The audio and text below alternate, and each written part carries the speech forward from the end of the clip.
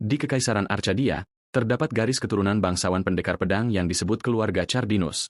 Di dalam keluarga ini terdapat 7 ordo ksatria, yang masing-masing kekuatannya setara dengan sebuah negara, dan bahkan sebelum lahir, mereka sudah dikenal sebagai naga emas. Karena itu, keturunan langsung lahir dengan rambut dan mata emas karena mereka memiliki darah naga. Saat darah mereka bangkit, mereka menjadi naga muda yang siap bertempur. Garis keturunan langsung memiliki kekuatan supernatural yang disebut Trait karena kemurnian darah mereka. Untuk menguji kekuatan, mereka semua berlatih di tempat latihan khusus keluarga. Saat ini, kita melihat seorang pemuda berambut emas yang tampak sangat percaya diri di tengah latihannya. Tiba-tiba, ia terlibat pertarungan dengan seorang gadis pirang, dan keduanya tampak berada di level yang sama. Setelah mempertahankan diri, pemuda itu berdiri diam, menganalisis situasi dengan tenang.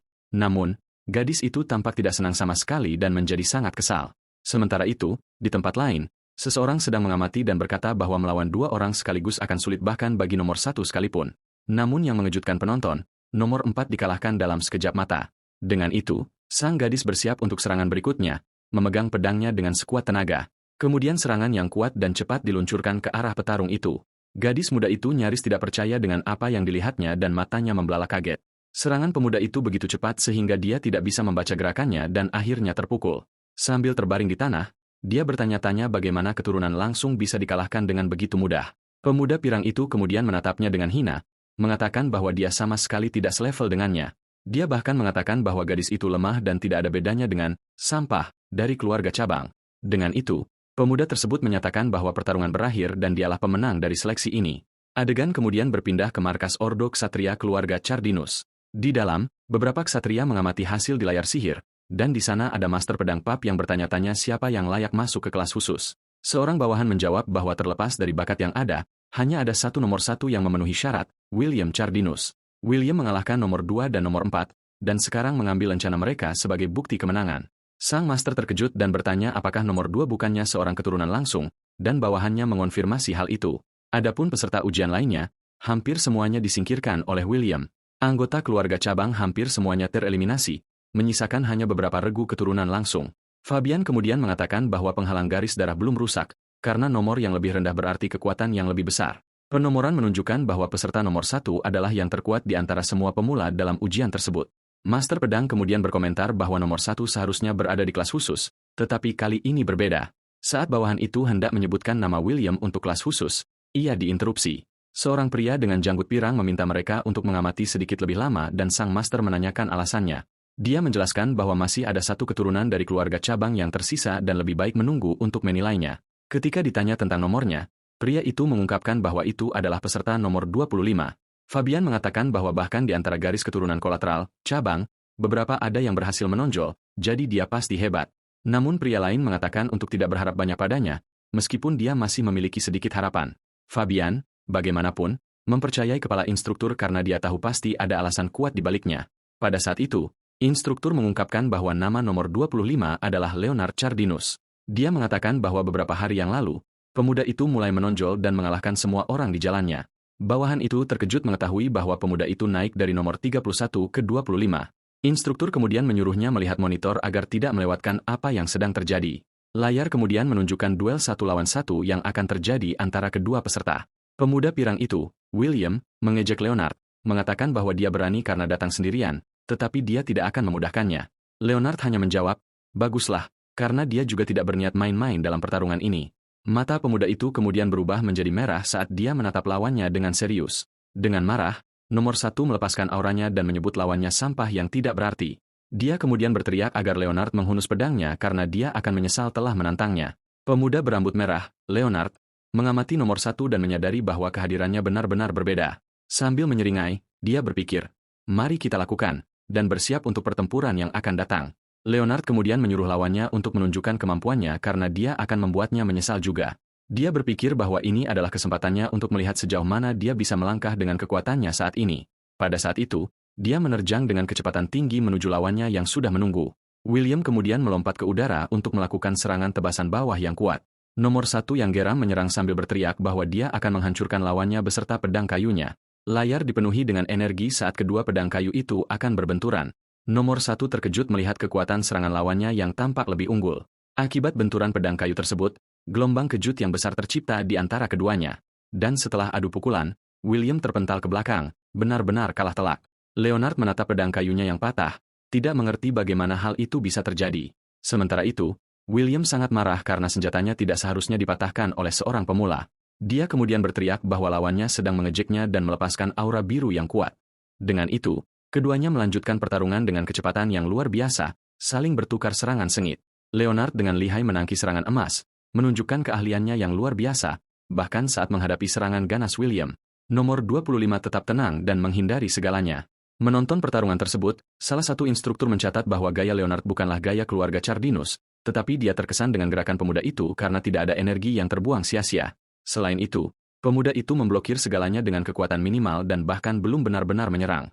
William menjadi kesal dengan kelincahan lawannya dan berteriak agar dia berhenti lari dari pertarungan. Nomor 1 kemudian bertanya dengan marah apakah yang bisa dilakukan lawannya hanyalah berlari di sekitar arena. Dia kemudian meluncurkan serangan berputar yang kuat, tetapi Leonard berhasil menghindarinya di detik terakhir. Pemuda berambut merah itu menghindar dengan gesit dan mempersiapkan serangan balik dengan tatapan penuh tekad. Dia kemudian menancapkan kakinya ke tanah dan bersiap untuk membalas pukulan lawannya. Leonard kemudian melepaskan aura emasnya sendiri dan menerjang maju dengan serangan yang menghancurkan. William tidak percaya pada kekuatan lawannya dan benar-benar terkepung oleh energi biru. Kedua aura itu bertabrakan, menciptakan ledakan kekuatan yang menerangi seluruh hutan. Pada saat itu, Leonard menggunakan pedangnya untuk menangkis pukulan nomor 1 dengan presisi yang tinggi.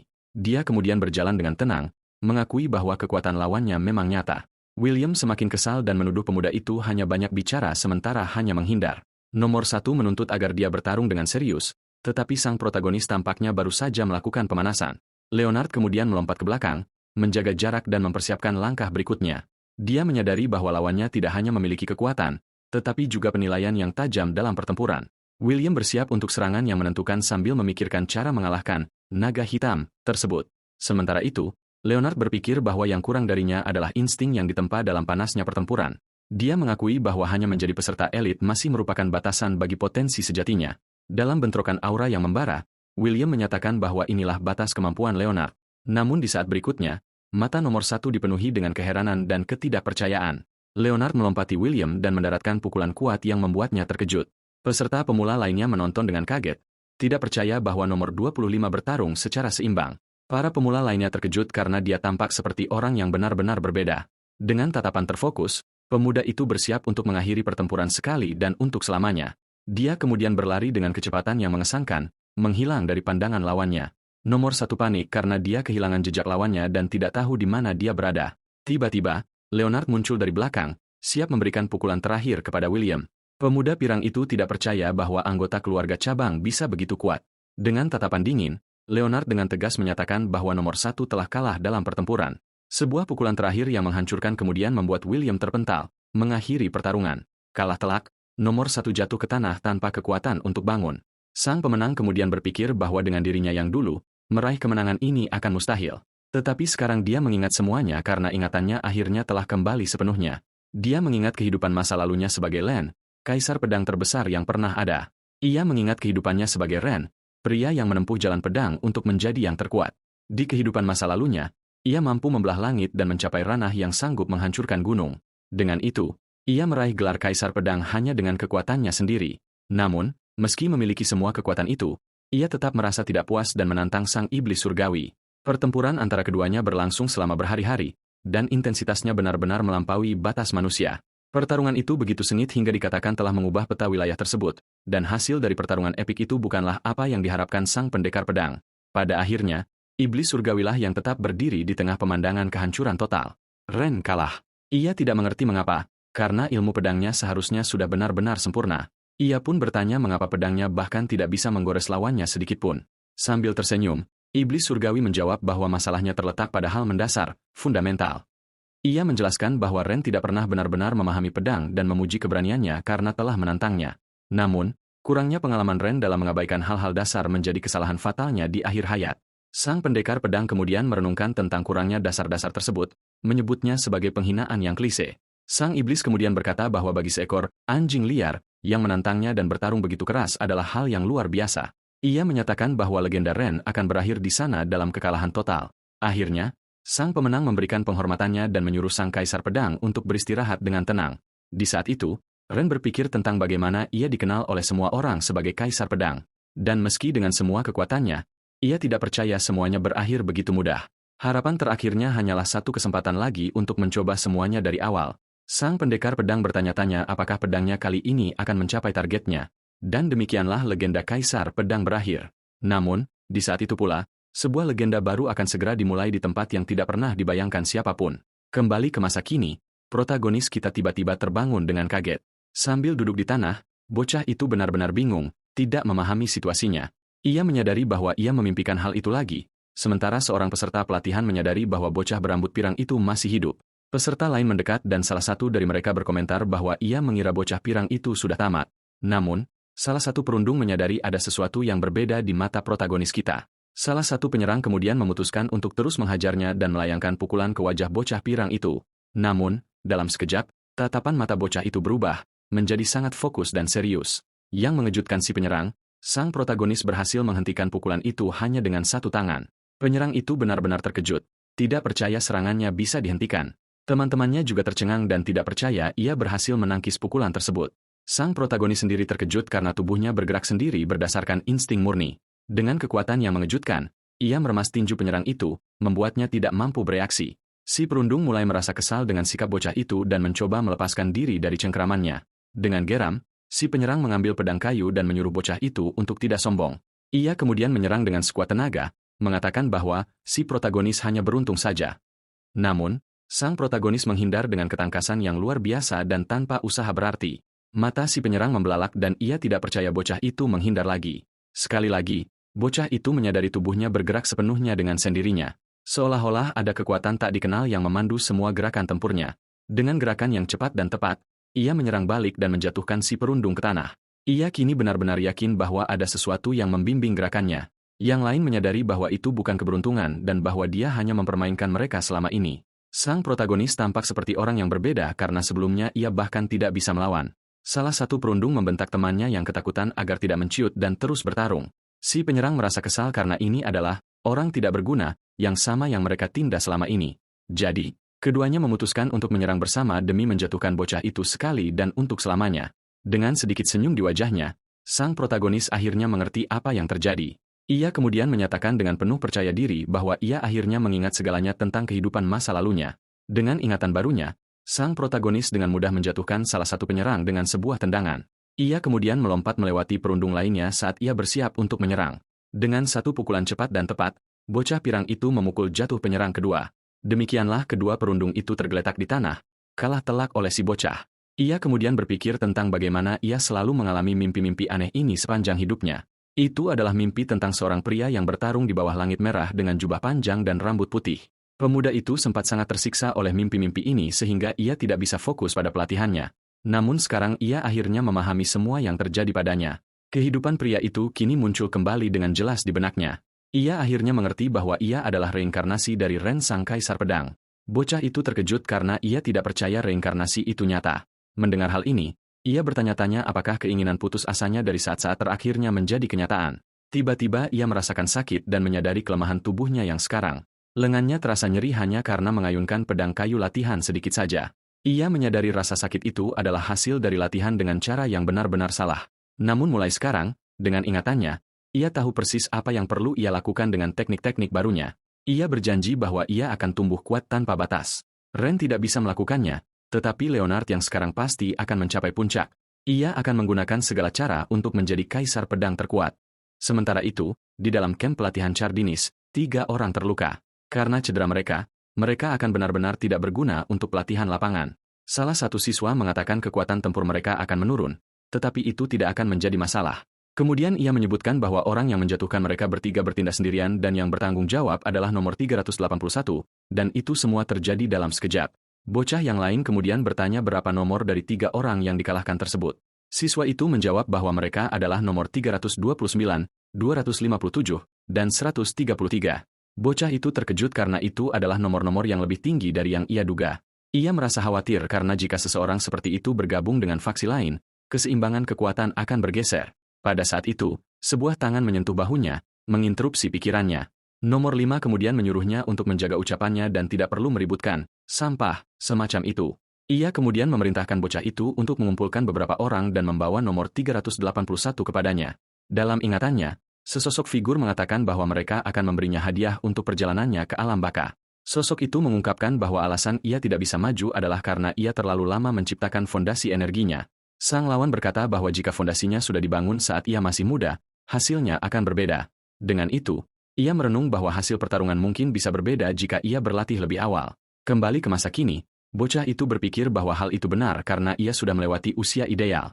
Namun sekarang ia bisa membangun fondasinya sejak usia muda dan semuanya akan berbeda dari sebelumnya. Jadi, bocah itu memutuskan bahwa ia akan terlebih dahulu menciptakan konstitusi, tubuh, yang dapat menangani mana. Sejumlah besar energi berkumpul di sekelilingnya, membentuk pola di tanah. Saat membuka matanya, ia melihat tangannya bersinar dengan kekuatan dan menyadari bahwa ia telah berhasil. Ia berpikir bahwa bahkan sebagai yang terhebat di dunia, pada usia itu ia menderita karena kurangnya kekuatan internal. Karena ini, ia bertanya-tanya tentang sifat garis darah Cardina yang memiliki kekuatan begitu besar. Di saat lain, bocah itu berada di kantin untuk mengambil makan siang bersama siswa lainnya. Saat suapan pertama, bocah pirang itu menyadari bahwa makanan di sini sebenarnya sangat enak. Ia berpikir bahwa diet seimbang itu penting dan ia perlu makan tanpa melewatkan jam makan. Saat ia sedang makan, seorang siswa mendekat dari belakang dan memanggilnya nomor 381. Siswa itu berkata ia mendengar tentang pertarungan kemarin dan tidak tahu kalau bocah itu sehebat itu. Ia berkomentar bahwa biasanya bocah pirang itu makan sedikit, tetapi hari ini nafsu makannya besar dan piringnya bersih. Sang protagonis bertanya apakah ia adalah nomor 8, tetapi siswa itu mengungkapkan bahwa ia sekarang adalah nomor 7. Si pria besar itu menyombongkan diri karena telah mengalahkan mantan nomor 7, dan bocah pirang itu pun memahami sistem duel yang ada.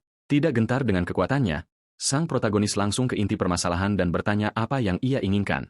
Si pria besar mengeluh tentang sikap dingin bocah itu padahal ia baru saja ingin memberitahunya sesuatu yang berguna. Ia mengungkapkan bahwa suasana sedang tegang karena orang-orang terkuat sedang memperluas pengaruh mereka.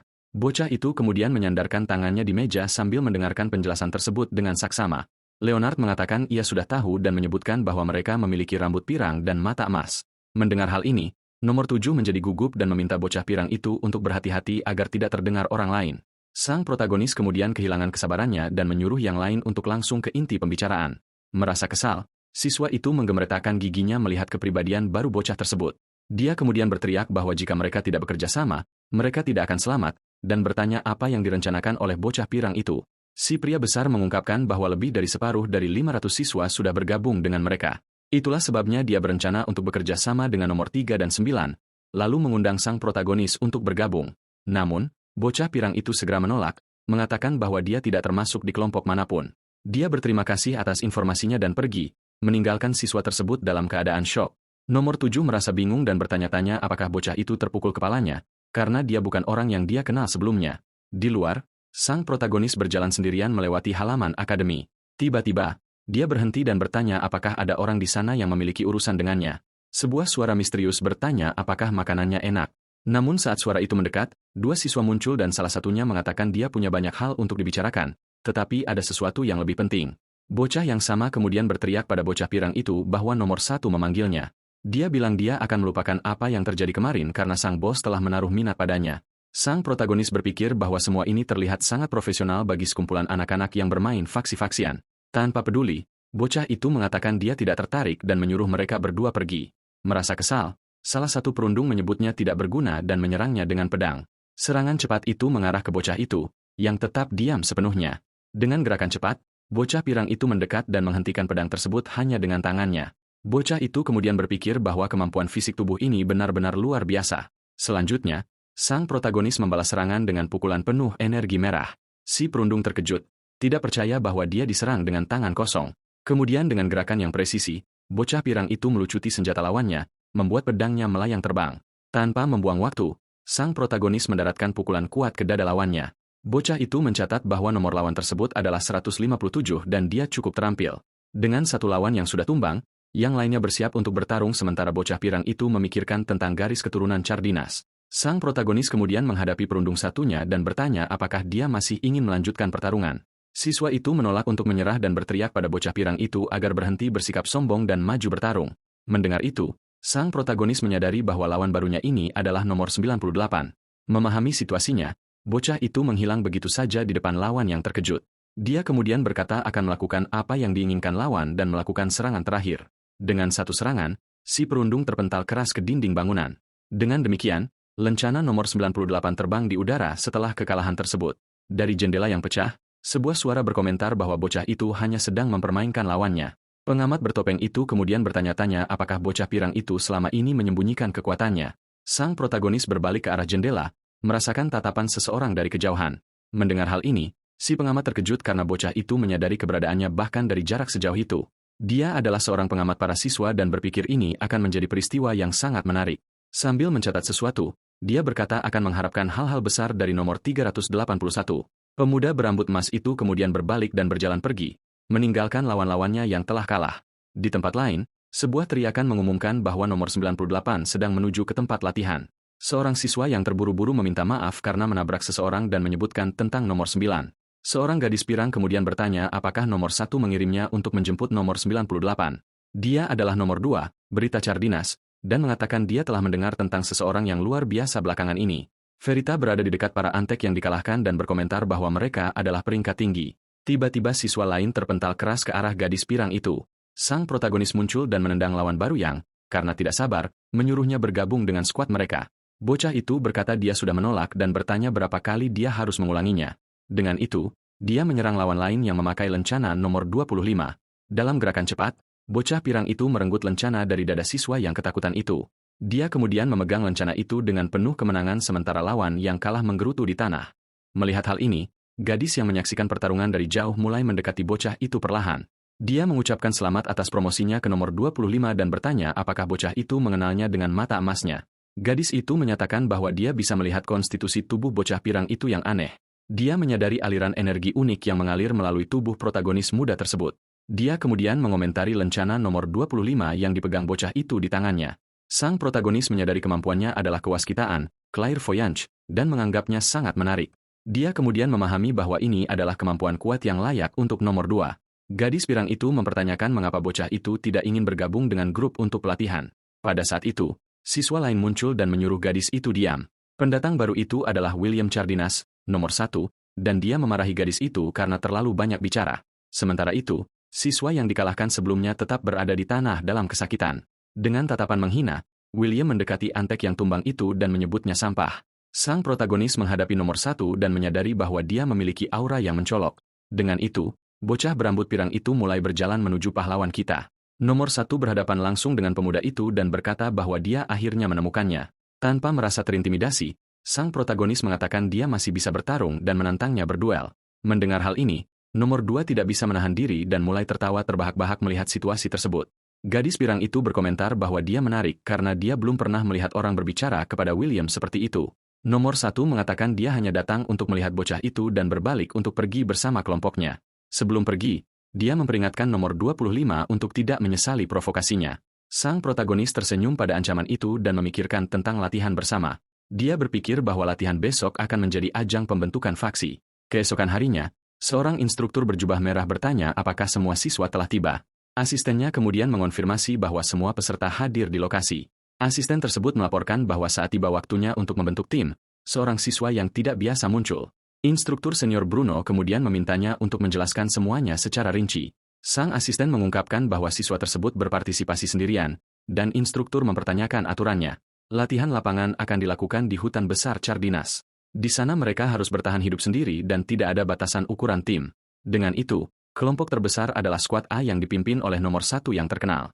Selanjutnya, kelompok terbesar kedua adalah skuad B yang dipimpin oleh nomor 2. Skuad C dibentuk oleh siswa yang tidak memiliki garis keturunan langsung. Adapun skuad D dipimpin oleh nomor 4 dan berfokus pada strategi pertempuran. Terakhir, skuad E terdiri dari mereka yang tidak bisa masuk ke kelompok manapun. Asisten tersebut kemudian bersiap untuk mengumumkan peserta terakhir dalam daftar. Dia mengumumkan bahwa Leonard Cardanis, nomor 25, sendirian. Bocah itu membentuk skuad F sendirian dan memasuki hutan untuk latihan. Sang protagonis berpikir bahwa tempat latihannya luas dan dia perlu mengamankan markas. Saat itulah, instruktur mendekat dan bertanya apakah itu semua barang bawaan bocah itu. Dia mencatat bahwa pemuda itu hanya membawa air dan biskuit, lalu mempertanyakan apakah dia akan baik-baik saja. Namun bocah pirang itu tahu bahwa ini sebenarnya hanyalah kompetisi untuk mencuri lencana. Tiba-tiba, sebuah suara memanggil instruktur Bruno untuk berbicara dengan nomor 25. Itu adalah nomor 4 yang mengatakan bahwa memasuki hutan sendirian sangat berbahaya. Dengan senyum di wajahnya, Dialing Cardanis mengundang bocah itu untuk bergabung dengan skuad miliknya. Tanpa ragu, sang protagonis menyuruhnya pergi dan mengatakan itu bukan urusannya. Dia berpikir bocah itu palsu dan hanya ingin memanfaatkannya saat bahaya muncul. Dialin tidak mengerti penolakan itu dan mengatakan tawarannya tidak buruk karena grup lainnya sangat besar. Bocah pirang itu menjawab bahwa dia tidak perlu mengerti dan dia tidak ingin bergabung dengan pikniknya. Nomor 4 mengerti mengapa William tidak menyukainya dan menyebutnya sombong. Dengan senyum palsu, dia berkata akan meyakinkannya dengan paksa untuk mendapatkan keuntungan. Tanpa membuang waktu, pemimpin skuad D itu menyerang sang protagonis. Dia maju dengan cepat dan berteriak agar bocah itu segera bergabung dengan timnya. Dengan gerakan cepat, pedang kayu melayang ke arah pemuda berambut emas itu, tetapi Leonard dengan mudah menghindari serangan tersebut, membuat lawannya benar-benar terkejut. Bocah itu menghentakkan kakinya ke tanah dengan keras setelah menghindari serangan lawannya. Dialin terkejut dengan gerakan dan kecepatan aneh bocah pirang itu. Kemudian, sang protagonis melakukan serangan balik dengan pukulan kuat ke kepala rivalnya. Dia berpikir bahwa dia tidak merasakan niat jahat dan bertanya-tanya apakah yang lain itu adalah seorang pembunuh. Dengan satu pukulan, nomor 4 dikalahkan dan jatuh ke tanah, benar-benar tidak berdaya. Tiba-tiba, sebuah tangan mendarat di bahu pemuda itu untuk menghentikan pertarungan yang baru dimulai. Instruktur mengatakan gerakannya bagus, tetapi promosi itu tidak akan diakui. Bocah berambut emas itu hanya setuju dengan keputusan pria yang lebih tua itu. Dia berpikir bahwa dia bahkan tidak merasakan kehadiran instruktur tersebut dan bahwa pria itu sangat kuat. Dengan ini, dia merenungkan bahwa bahkan dirinya yang dulu pun akan kesulitan melawan pria itu. Sementara itu, instruktur tersebut memikirkan bakat luar biasa dari keluarga Cardana. Ia merenungkan bagaimana para jenius dari garis keturunan tersebut membangkitkan kekuatan mereka sangat dini. Karena hal ini, ia bertanya-tanya apakah ada rahasia tertentu dalam garis keturunan mereka sehingga menghasilkan begitu banyak talenta. Sang pemuda mematahkan pedang kayu lawannya dengan satu injakan sebelum pergi. Dengan itu, ia memutuskan untuk fokus pada pelatihan dan mencari tempat persembunyian yang menguntungkan. Kembali di camp, Bruno meminta laporan situasi. Setelah dimulai, seorang asisten memberitahunya bahwa sebuah konfrontasi terjadi lebih awal dari yang diperkirakan. Grup A melakukan serangan mendadak terhadap grup C dan mengalahkan mereka dalam pertempuran yang berat sebelah. Laporan berlanjut saat seorang siswa berlari mati-matian menembus hutan. Kecuali nomor 3 yang berhasil lolos, semua anggota lainnya telah tereliminasi. Instruktur merasa hal itu menarik karena ia mengira William akan menggunakan serangan kejutan. Ia berpikir bahwa anak laki-laki itu tidak hanya mengandalkan perbedaan kekuatan tempur. Nomor 1 menggunakan keunggulan jumlahnya untuk menyerang di awal pelatihan. Dengan demikian, ia mematahkan akal sehat tentang strategi mengamankan markas terlebih dahulu dan membuat semua orang terkejut. Puas dengan analisis tersebut, ia kemudian meminta laporan tentang grup B dan D. Asisten memberitahunya bahwa karena menyadari kekurangan mereka, kedua grup tersebut membentuk aliansi. Instruktur senior berpikir itu adalah keputusan yang bijaksana dan mereka cukup menjanjikan. Setelah itu, ia menoleh ke instruktur colon dan meminta laporan tentang grup lainnya. Instruktur berambut biru itu merasa gugup tetapi setuju untuk memberikan laporannya. Ia mengungkapkan bahwa grup E tidak membuat kemajuan apapun sejak pemimpin mereka dipilih. Instruktur tersebut terbata-bata saat berbicara tentang nomor 25 dari grup F, namun sang protagonis memanggil namanya meskipun sang instruktur sedang bersembunyi. Wanita itu terkejut karena teknik penyembunyiannya adalah salah satu yang terbaik. Pemuda berambut emas itu menoleh dan mengatakan dia punya pertanyaan untuknya. Dia sudah menyadari kehadiran instruktur yang mengawasinya dari kejauhan. Mendengar hal itu, sang wanita memutuskan untuk menampakkan diri dan berjalan ke arah pemuda tersebut.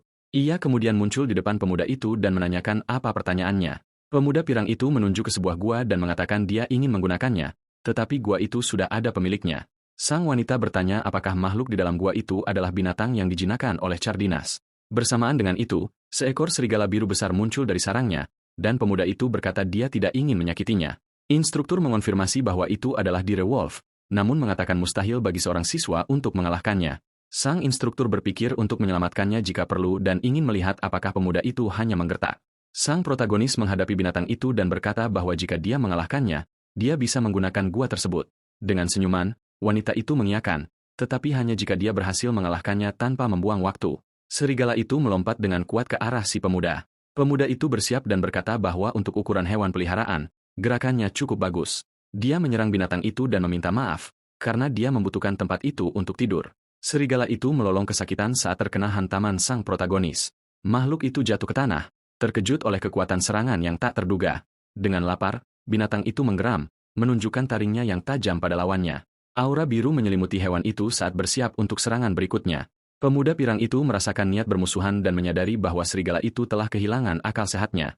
Dia berpikir jika dia ragu-ragu dan terluka, itu akan merepotkan sang instruktur wanita. Jadi, pemuda itu melompat ke arah binatang itu sambil berkata bahwa ini akan sedikit menyakitkan. Dia menghindari serangan serigala dengan gerakan cepat dan tepat di udara. Makhluk itu mencoba menggigit sang pemuda, yang menahan mulutnya tetap tertutup dengan satu tangan. Sang protagonis berpikir bahwa dia tidak akan membiarkan dirinya dimakan begitu saja. Selanjutnya, dia melancarkan pukulan kuat ke dada serigala dengan pedangnya. Instruktur tersebut sangat terkejut karena dia berhasil mengalahkannya dalam sekejap tanpa bantuan. Ia bertanya-tanya apakah ini benar-benar kekuatan dari seorang siswa yang masih dalam pelatihan. Dengan gua yang sekarang bebas, sang protagonis akhirnya memiliki tempat untuk beristirahat. Tiba-tiba, binatang itu berubah menjadi anak anjing yang lucu dan menggoyangkan ekornya ke arah pemuda itu. Tidak terpengaruh oleh keimutannya, sang pemuda menunjuk kelencananya dan menyuruhnya duduk. Serigala itu segera patuh dan bahkan berguling-guling di tanah, menunggu perintah lebih lanjut. Pemuda itu kemudian meminta cakarnya, dan hewan itu segera memberikannya kepada majikan barunya. Setelah itu, dia berbalik ke arah instruktur dan bertanya apakah dia boleh membawa serigala itu bersamanya dalam pelatihan. Wanita itu membayangkan sang pemuda menunggangi binatang itu dan berkata akan sangat sulit untuk mengizinkannya, tetapi dia mengakui bahwa menjinakkan hewan adalah bagian dari keahliannya dan mengizinkannya dengan satu syarat. Serigala itu tidak boleh ikut bertarung, tetapi boleh membantu mengintai, dan sang pemuda menerima kesepakatan itu. Akhirnya, sang instruktur memintanya untuk tidak menyakiti yang lain, dan pemuda itu berbalik untuk pergi. Pemuda pirang itu berpikir bahwa teknik penyembunyian instruktur tersebut cukup berguna. Kemudian dia memberitahu rekan barunya bahwa sudah waktunya mencari makanan sungguhan. Saat menemukan persimpangan di jalan, pemuda itu memutuskan mereka harus berpisah untuk sementara waktu. Dia menyuruh binatang itu untuk membawa kembali apapun yang menarik perhatiannya, meskipun itu bukan makanan. Dengan perintah yang diberikan, keduanya berpisah dan menuju ke arah yang berlawanan di dalam hutan. Di tempat lain, seorang siswa dari grup E tersungkur dan menyebut lawannya monster. Penyerangnya adalah William, yang menyebut mereka semua sampah dan mengatakan mereka tidak layak diselamatkan. Dia kemudian memasukkan lencana yang dicurinya ke dalam saku, yang sudah terisi penuh. Nomor 1 memelototi salah satu siswa dan memperingatkan bahwa lain kali dia tidak akan seberuntung itu. Siswa nomor 438 menggertakkan gigi karena marah dan frustrasi. Pemuda itu berpikir bahwa meskipun seluruh grup E menyerang, mereka tetap tidak bisa mengalahkan William. Pemimpin grup merasa putus asa karena dia tahu mereka tidak punya peluang sejak awal. Dia dipaksa menjadi pemimpin dan sekarang tidak tahu apa yang harus dilakukan untuk melindungi timnya. Rekan-rekannya bertanya apa yang harus mereka lakukan dan berpikir ini adalah akhir dari segalanya bagi mereka. Mencoba menyemangati grupnya, sang pemimpin berteriak agar semua orang menguatkan diri dan pergi mencari makanan. Dia menyarankan agar mereka bersembunyi dan menunggu kesempatan, tetapi teman-temannya terlihat ketakutan. Pemimpin itu kemudian menjadi bingung dan bertanya mengapa mereka menunjukkan wajah ketakutan seperti itu. Tiba-tiba, seekor beruang raksasa muncul di belakang pemuda itu, dan semua orang berpikir mereka akan segera menjadi santapan. Dalam momen keputusasaan itu, sesosok misterius menginjakkan kaki di tanah dengan aura merah. Protagonis kita muncul entah dari mana dan melompat untuk menyerang beruang yang mengancam para siswa tersebut. Beruang raksasa itu menggeram marah, terkejut oleh serangan dari pemuda yang tiba-tiba muncul. Dengan satu pukulan langsung, pemuda itu menghantam kepala binatang itu dengan segenap kekuatannya.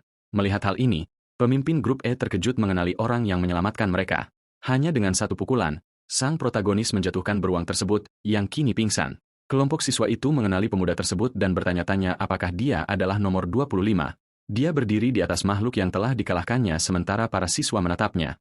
Dengan senjata di tangan, pemuda itu menghadapi kelompok yang baru saja dia selamatkan dari bahaya. Pemimpin grup E dipenuhi kemarahan dan bertanya apa lagi yang ingin dia ambil dari mereka. Dia kemudian berteriak bahwa beruang itu adalah makanan mereka untuk beberapa hari ke depan. Tanpa peduli, pemuda pirang itu mendekat dan bertanya apakah semua orang di sana baik-baik saja.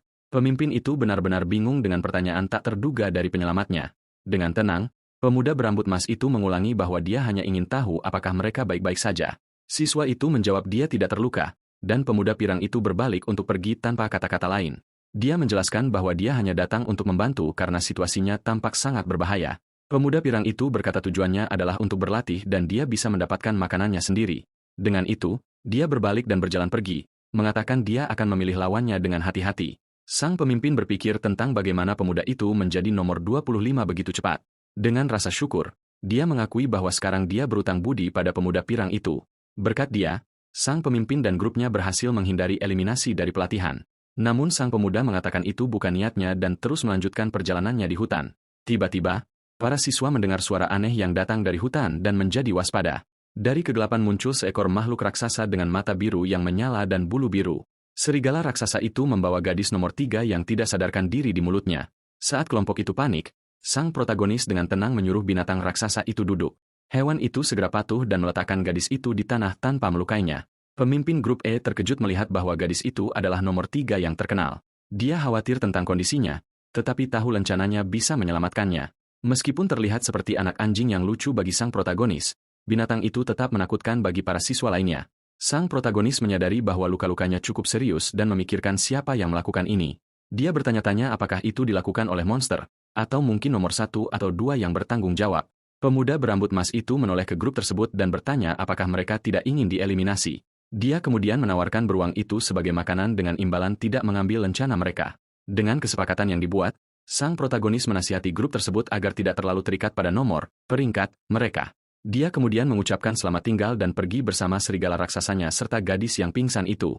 Pemimpin kelompok E tersebut berpikir bahwa mungkin nomor 25 sebenarnya adalah orang baik. Kemudian, gadis berambut biru itu terbangun di tempat tidur darurat di dalam gua.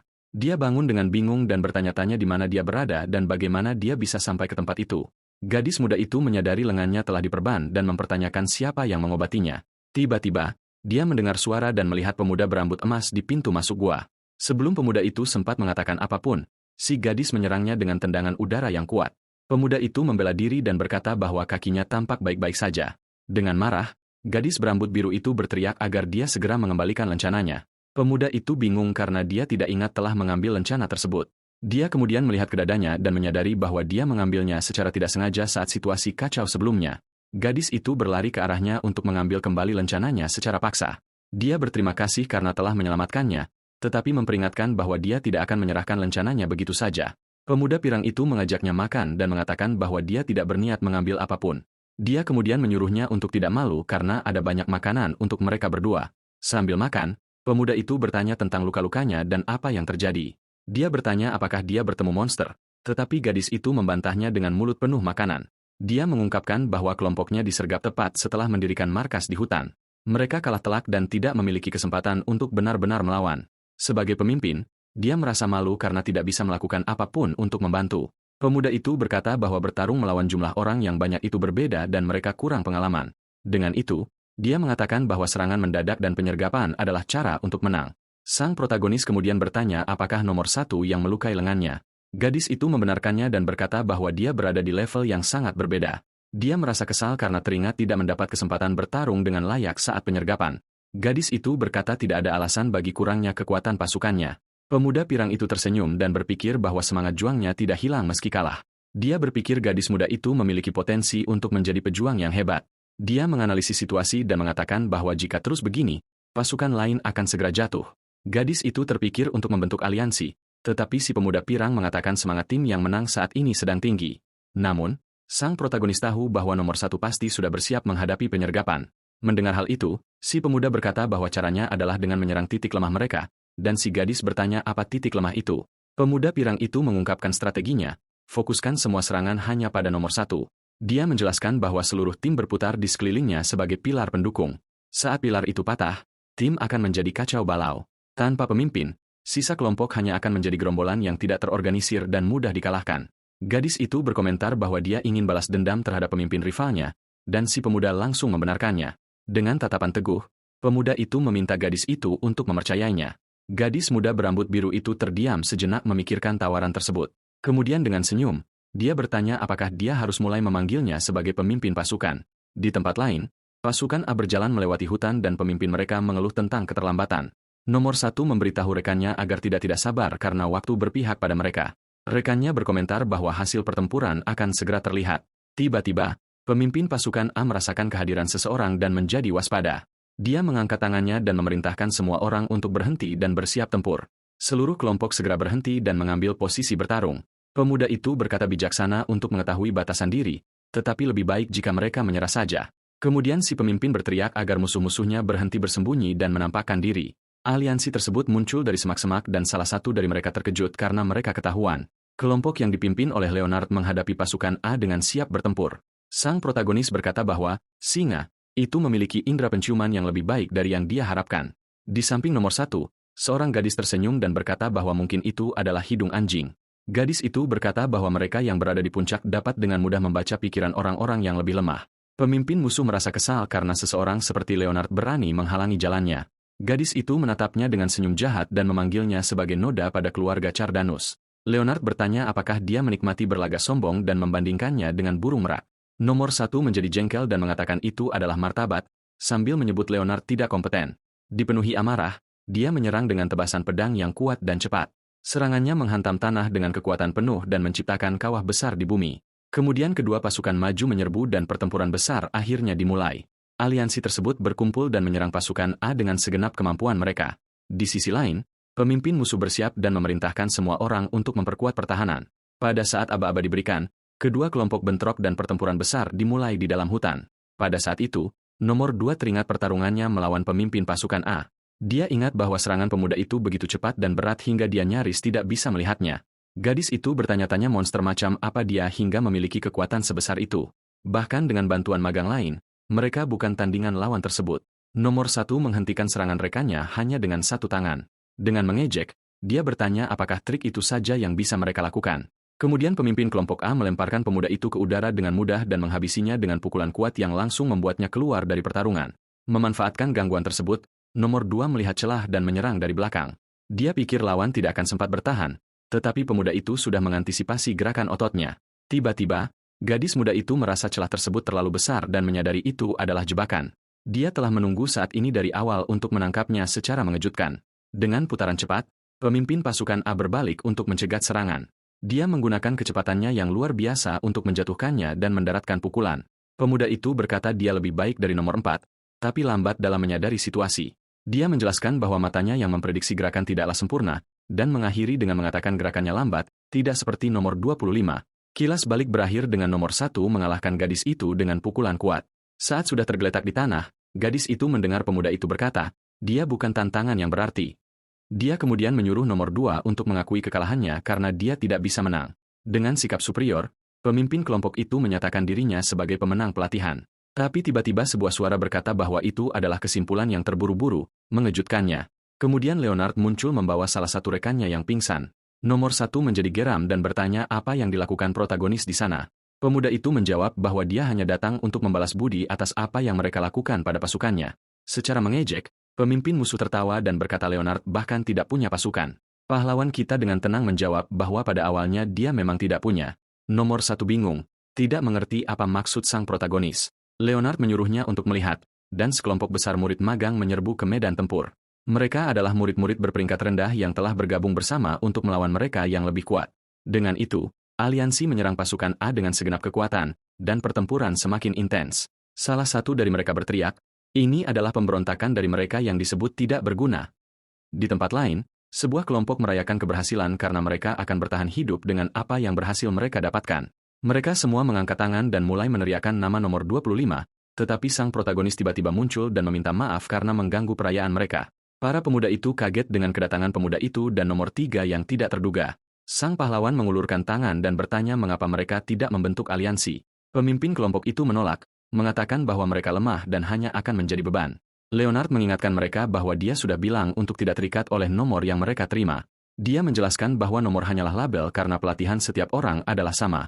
Meski begitu, pemuda itu berkata itu tidak masuk akal karena mereka tidak sama dengan sang protagonis. Sang pahlawan berkata bahwa mereka juga mewarisi darah Cardanus dan memiliki potensi, serta melanjutkan dengan mengatakan kekuatan mereka sama dan hanya sedikit yang memiliki sifat spesial. Kemudian pemuda itu menggunakan nomor 3 sebagai contoh seseorang yang bangkit melalui kerja keras dan berkata itu juga berlaku untuk dirinya yang naik dari peringkat 381 ke 25. Tetapi pemuda itu berteriak bahwa itu tidak ada gunanya karena mereka mendapatkan nomor rendah tersebut karena tidak bisa menang. Leonard membalas teriakan itu, mengatakan bahwa masalah mereka bukan hanya soal kekuatan. Dia berkata bahwa apa yang kurang dari mereka adalah keberanian dan hati untuk percaya pada diri sendiri. Dengan itu, dia mengajukan aliansi agar mereka semua bisa mengalahkan nomor 1 bersama-sama. Kembali ke pertempuran, pasukan F menyerbu dengan segenap kemampuan untuk pertempuran penentu. Kelompok musuh terkejut melihat nomor 3 bertarung bersama mereka yang lebih lemah. Gadis itu mengatakan bahwa ia pernah menghadapi pemuda itu sebelumnya dan dia menghentikan tendangannya dengan sangat mudah. Ia juga berkomentar bahwa gerakan sang protagonis jauh lebih halus dan mengakhiri dengan mengatakan bahwa ia tidak bersekutu dengan orang yang lemah, melainkan dengan seseorang yang lebih kuat darinya. Leonard berkata bahwa timnya sedang dikalahkan oleh regu pemula miliknya. Melihat situasi tersebut, sang protagonis mulai tertawa melihat kondisi para rivalnya. Mendengar hal itu, nomor 2 menyerah dan meminta untuk bergabung dengan regu sang pahlawan. Tak lama kemudian, nomor 4 mengatakan akan melakukan hal yang sama dan menyerahkan diri. Pemuda itu berkata bahwa menyerah lebih baik daripada kalah dari seseorang yang tidak bisa ia tahan. Pemimpin regu A menjadi sangat marah atas pengkhianatan sekutu-sekutunya. Ia berteriak dan bertanya apakah mereka tidak memiliki harga diri sebagai anggota keluarga Cardonus. Sang pahlawan menyuruhnya berhenti bersikap keras kepala dan akui saja kekalahannya, namun lawan tersebut menatap nomor 25 dengan pandangan penuh kebencian. Ia pun menantangnya berduel untuk menentukan kemenangan semua orang di medan perang. Pemuda itu berteriak bahwa ia akan membuatnya paham akan perbedaan kekuatan yang sangat besar di antara mereka. Mendengar hal ini, sang protagonis tersenyum karena inilah niat sebenarnya sejak awal, dan ia pun bersiap untuk pertarungan hebat tersebut. Sambil memegang pedangnya dengan sangat erat dan tersenyum, ia memprovokasi lawannya dan menyuruhnya untuk menyerang dengan seluruh kekuatan yang dimiliki. Menonton dari kejauhan, sebuah kelompok berkata bahwa ini adalah pertempuran terakhir yang sesungguhnya dari pelatihan ini. Mereka bertanya-tanya apakah nomor 1 akan menang atau apakah bintang baru itu akan membalikan keadaan, dan bahwa mereka mungkin sedang menyaksikan lahirnya kapten baru. Saat keduanya berhadapan, pertarungan dimulai dengan pertukaran serangan kuat dalam kecepatan yang luar biasa. Leonard berpikir bahwa serangan musuh sangat kokoh dan memiliki daya hancur yang besar. Ia merenungkan bahwa nomor 2 telah melakukan hal yang baik karena mampu menahannya, sebab serangan itu menyebabkan kelelahan yang luar biasa. Meski begitu, pemimpin regu A terus melanjutkan serangannya tanpa ragu sedetik pun. Sang pahlawan menyadari serangan-serangan itu kuat, namun gerakannya mudah diprediksi. Maka, ia menyiapkan serangan dari sudut yang tak terduga, mengejutkan rivalnya dari jarak jauh. Seorang pria berjenggot mengamati pertarungan tersebut dan mengaku cukup terkejut. Ia bertanya-tanya apakah nomor 25 berhasil memahami teknik rivalnya dalam waktu sesingkat itu. Pria itu berpikir bahwa sang pahlawan melakukan sesuatu yang bahkan tidak bisa dilakukan oleh nomor 2. Dalam pertarungan, sang protagonis menyadari bahwa lawan tidak hanya menggunakan kekuatan fisik. Ia kemudian menemukan bahwa karakteristik trait nomor 1 adalah psikokinesis dan kekuatan tak terlihat. Dengan ini, pertempuran di antara mereka semakin sengit dengan energi biru di mana-mana. Keduanya terus bertukar serangan dan pemimpin grup A menggunakan kekuatannya secara maksimal. Sang pahlawan mempertahankan diri dari serangan rivalnya dengan sangat tenang dan konsentrasi. Pemuda itu berpikir bahwa magang biasa pasti sudah menurunkan pertahanan mereka terhadap serangan licik itu, dan pada saat itulah ia menggunakan psikokinesis untuk memperkuat lengannya dengan energi. Itu adalah keterampilan yang melampaui akal sehat dan memungkinkan serangan yang sangat kuat. Pemimpin regu A terkejut bahwa si pemula mampu melihat kekuatannya. Selanjutnya, keduanya membenturkan pedang mereka dalam serangan yang sangat kuat. Dengan ini, si pemuda menyadari bahwa sang pahlawan selama ini menyembunyikan kekuatan aslinya. Dengan geram, ia bertanya mengapa protagonis menyembunyikan kekuatannya hingga sekarang. Nomor 25 menjawab bahwa pedangnya yang akan memberikan jawaban yang ia cari. Kemudian lambang duk pedang muncul sebagai aura di sekitar sang pahlawan. Lawannya tersenyum dan menerima tantangan untuk melihat siapa yang terkuat di antara mereka. Tiba-tiba, sang protagonis terkejut melihat serangan datang dari jauh. Ia menyadari rivalnya bisa menggunakan psikokinesis untuk serangan jarak jauh. Dengan satu pukulan kuat, pemimpin grup A menciptakan kawah besar di tanah dan menantangnya untuk menunjukkan apa yang benar-benar bisa ia lakukan untuk memenangkan duel. Lalu, lawan bersiap menggunakan seluruh kekuatannya sekaligus.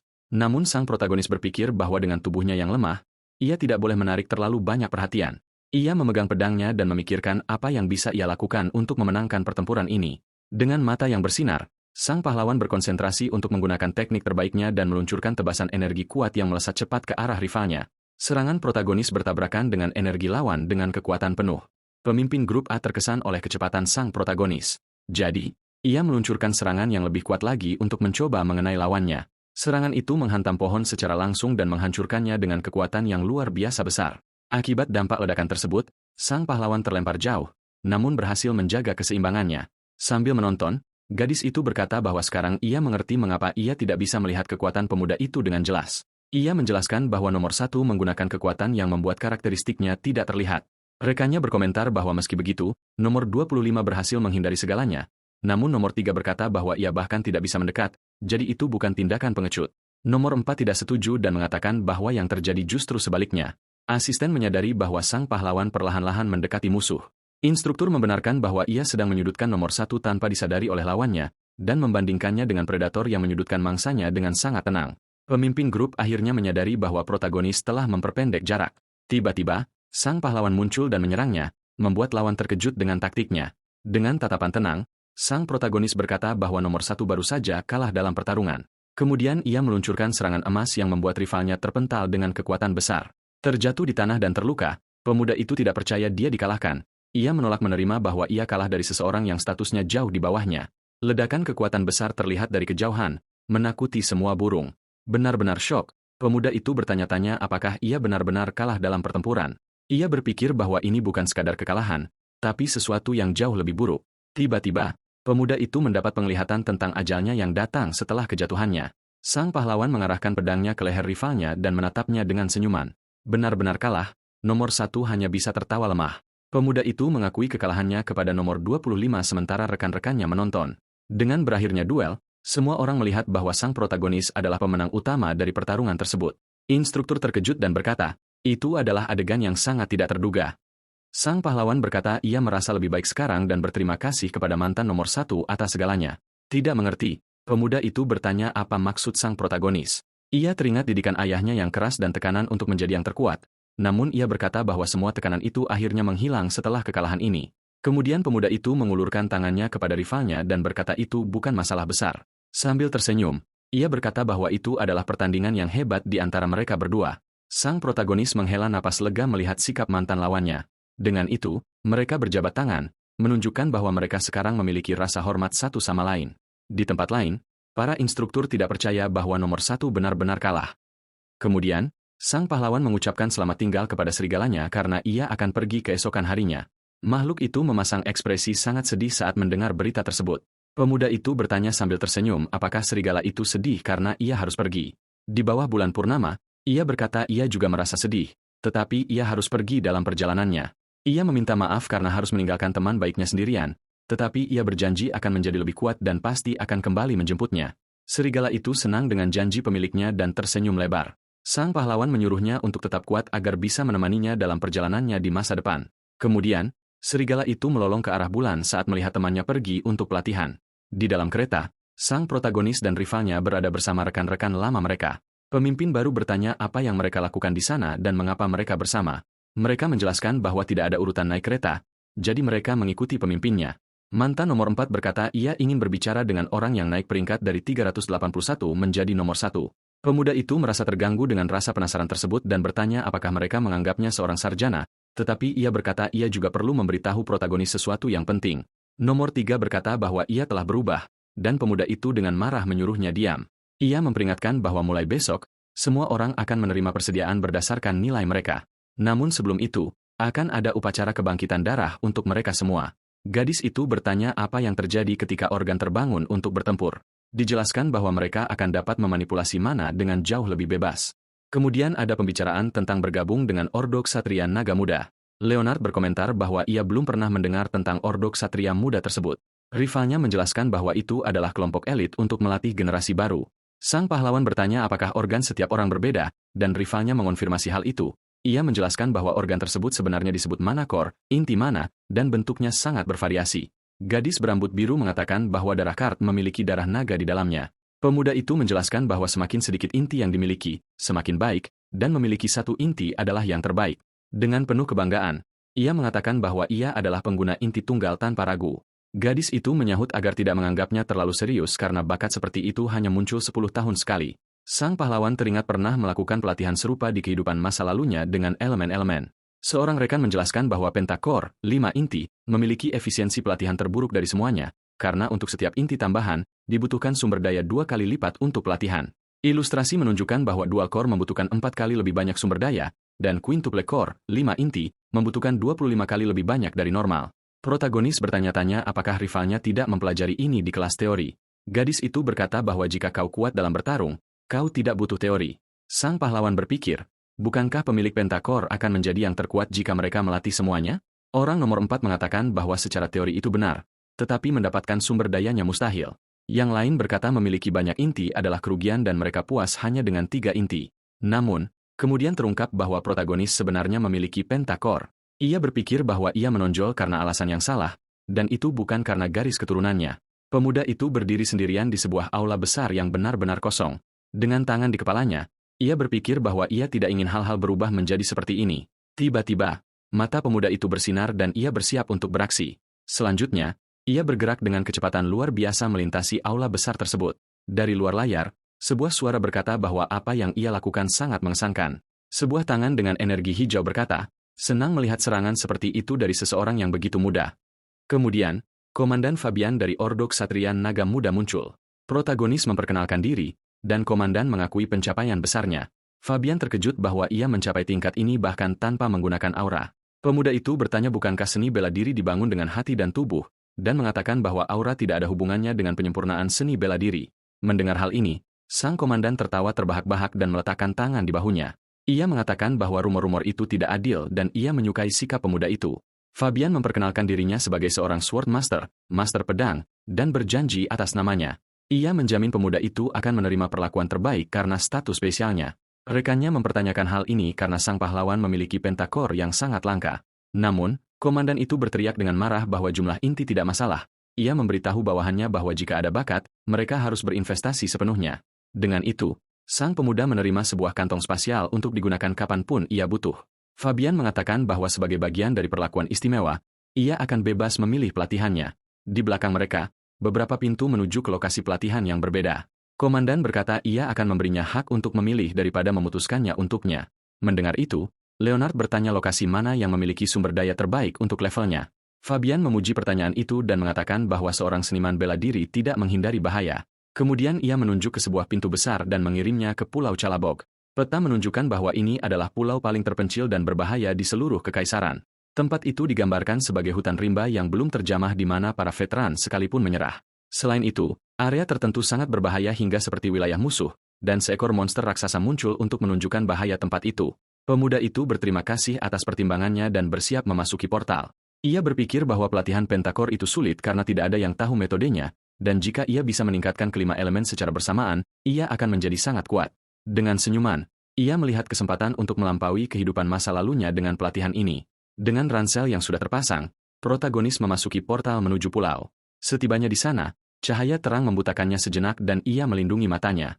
Ia berada di hutan lebat dan menyadari telah sampai di Calabog. Saat ia mengamati tempat itu, sebuah suara misterius menyambutnya. Sang pahlawan dikagetkan oleh seorang pria yang muncul entah dari mana dan bertanya tentang ketenarannya. Pria itu mencengkeram bahu sang pemuda dan mengulangi pertanyaan apakah dia adalah murid yang dirumorkan itu. Pemuda itu membungkuk sopan dan memperkenalkan diri sebagai Leonard. Ksatria itu kemudian memperkenalkan diri sebagai Bradley, pengelola Calibok dan seorang ksatria senior. Bradley memanggilnya dan bertanya apakah ia sudah bertemu yang lain. Ia menjelaskan bahwa semua orang di sana adalah murid, tetapi Leonard harus menghormati para senior. Bradley juga memperingatkan adanya aturan yang melarang veteran mengganggu pemula. Rencana pelatihannya hanyalah perlindungan selama setengah tahun, dan setelah itu sisanya tergantung pada diri sendiri. Biasanya veteran tidak akan repot-repot memberi perlindungan tempat tinggal, tapi ia akan memberi pemuda itu tempat. Ksatria itu menunjukkan kamar sederhana dan protagonis berterima kasih atas bantuannya, tetapi Bradley memperingatkan bahwa untuk sisanya, pemuda itu harus bertahan hidup menggunakan batu roh. Sambil tersenyum, sang ksatria bertanya apakah sang pahlawan punya pertanyaan tentang pelatihan. Leonard bertanya tentang perbedaan antara masa perlindungan dan masa pelatihan. Pria itu menjelaskan bahwa pada masa pertama ia mendukung segalanya, dan pada masa kedua ia hanya melindungi dari serangan. Pemuda itu bertanya tentang aturan pertarungan, dan Bradley mengatakan bahwa mencabut nyawa dilarang. Terakhir, ia meminta veteran itu untuk mengevaluasi sumber daya pelatihan yang ia terima. Ksatria itu terkejut melihat 3.000 batu roh dan 100 elisir untuk setiap atribut.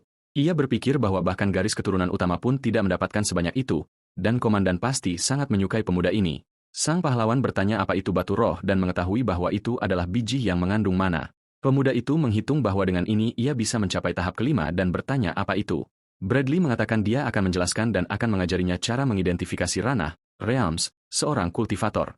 Dijelaskan bahwa ada 5 ranah utama dengan 10 ranah kecil di dalam masing-masingnya. Body Tempering Realm, mana digunakan untuk memperluas inti.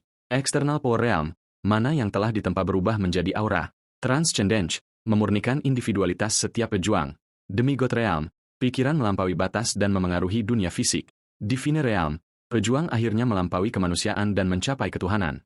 Ilustrasi menunjukkan seorang pejuang di ranah ilahi bertarung melawan naga raksasa. Ksatria itu menjelaskan bahwa hanya leluhur pertama Cardana yang berhasil mencapai tingkat ini. Ia marah pada orang-orang bodoh yang menganggap itu bohong karena Cardana telah menyelamatkan semua orang. Setelah penjelasan selesai, Bradley mengatakan saatnya memulai pelatihan dengan sungguh-sungguh. Ia menyuruh pemuda itu menggunakan sumber daya untuk menempa atributnya dan memperluas intinya. Sambil tersenyum, sang veteran mengatakan itu adalah latihan sederhana dalam menyerap energi dari batu-batu tersebut. Sang pahlawan mengambil sebuah batu dan bertanya-tanya apakah penyerapan akan sulit dengan begitu banyak mana di udara. Dengan tatapan bertekad, pemuda itu bersiap untuk memulai pelatihan kultivasinya. Kemudian, di bawah bulan purnama, protagonis menyadari sesuatu yang sangat aneh. Melihat tangannya yang penuh kekuatan, ia bertanya-tanya apakah ini seharusnya secepat ini, bahkan untuk seseorang yang berpengalaman. Pemuda itu menyadari ia mencapai tahap ketiga dalam hitungan jam dan akan mencapai yang kelima dalam sehari. Karena ingatan masa lalunya, protagonis merasa pelatihan ini cukup mudah. Namun, untuk menghindari kecurigaan, ia memutuskan untuk berlatih secara terisolasi selama beberapa hari di pegunungan. Kemudian ia ingat bahwa Komandan Ksatria percaya dia adalah jenius tanpa tanding. Sambil tersenyum, ia memutuskan untuk menguasai teknik lamanya demi menjaga narasi kejeniusan tersebut. Sementara itu, 3 murid lainnya mengawasinya secara tersembunyi dari balik pepohonan hutan. Salah satu dari mereka berkomentar bahwa sangat mengesankan si pemula telah mengurung diri di sana selama 1,5 bulan. Rekannya berkata dia pasti sedang mencoba mencapai tahap kelima untuk bertahan hidup di sini. Jadi, mereka memutuskan pergi memancing karena tidak punya waktu untuk mengkhawatirkan si pemula. Salah satu dari mereka mengeluh bahwa jika tidak menangkap apapun, mereka harus menggunakan batu roh mereka. Adegan beralih ke pintu kabin tempat protagonis berlatih dengan intens. Tiba-tiba, pintu terbuka dan protagonis akhirnya keluar dari kabin dengan pakaian kotor. Ia bertanya-tanya apakah ia harus meminta pedang asli kepada Bradley. Suara sang ksatria bergema, menanyakan apakah pemuda itu benar-benar menginginkan pedang asli. Pemuda itu menjelaskan bahwa ia perlu terbiasa dengan senjata asli, bukan senjata kayu.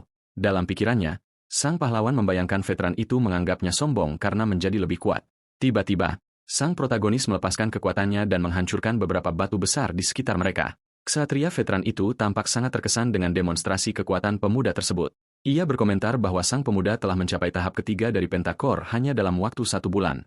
Meski terkesan, pria itu mengatakan bahwa tingkat pertumbuhan tersebut sangat luar biasa. Namun, ia memperingatkan sang murid agar tidak jemawa dan melepaskan aura merah yang sangat kuat. Sang pahlawan benar-benar terkejut oleh tekanan tersebut dan menyadari bahwa ia tidak bisa bergerak.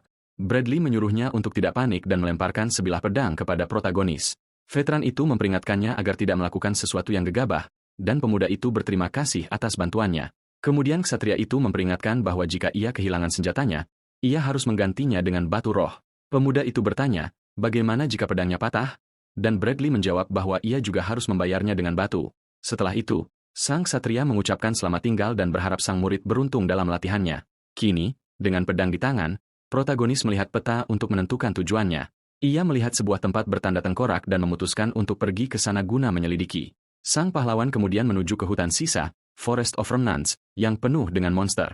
Setibanya di hutan, tempat itu tampak sunyi dan tak bernyawa. Di tengah pepohonan kering, ia menemukan beberapa hobgoblin peringkat E2 yang tampak sangat lemah dan canggung.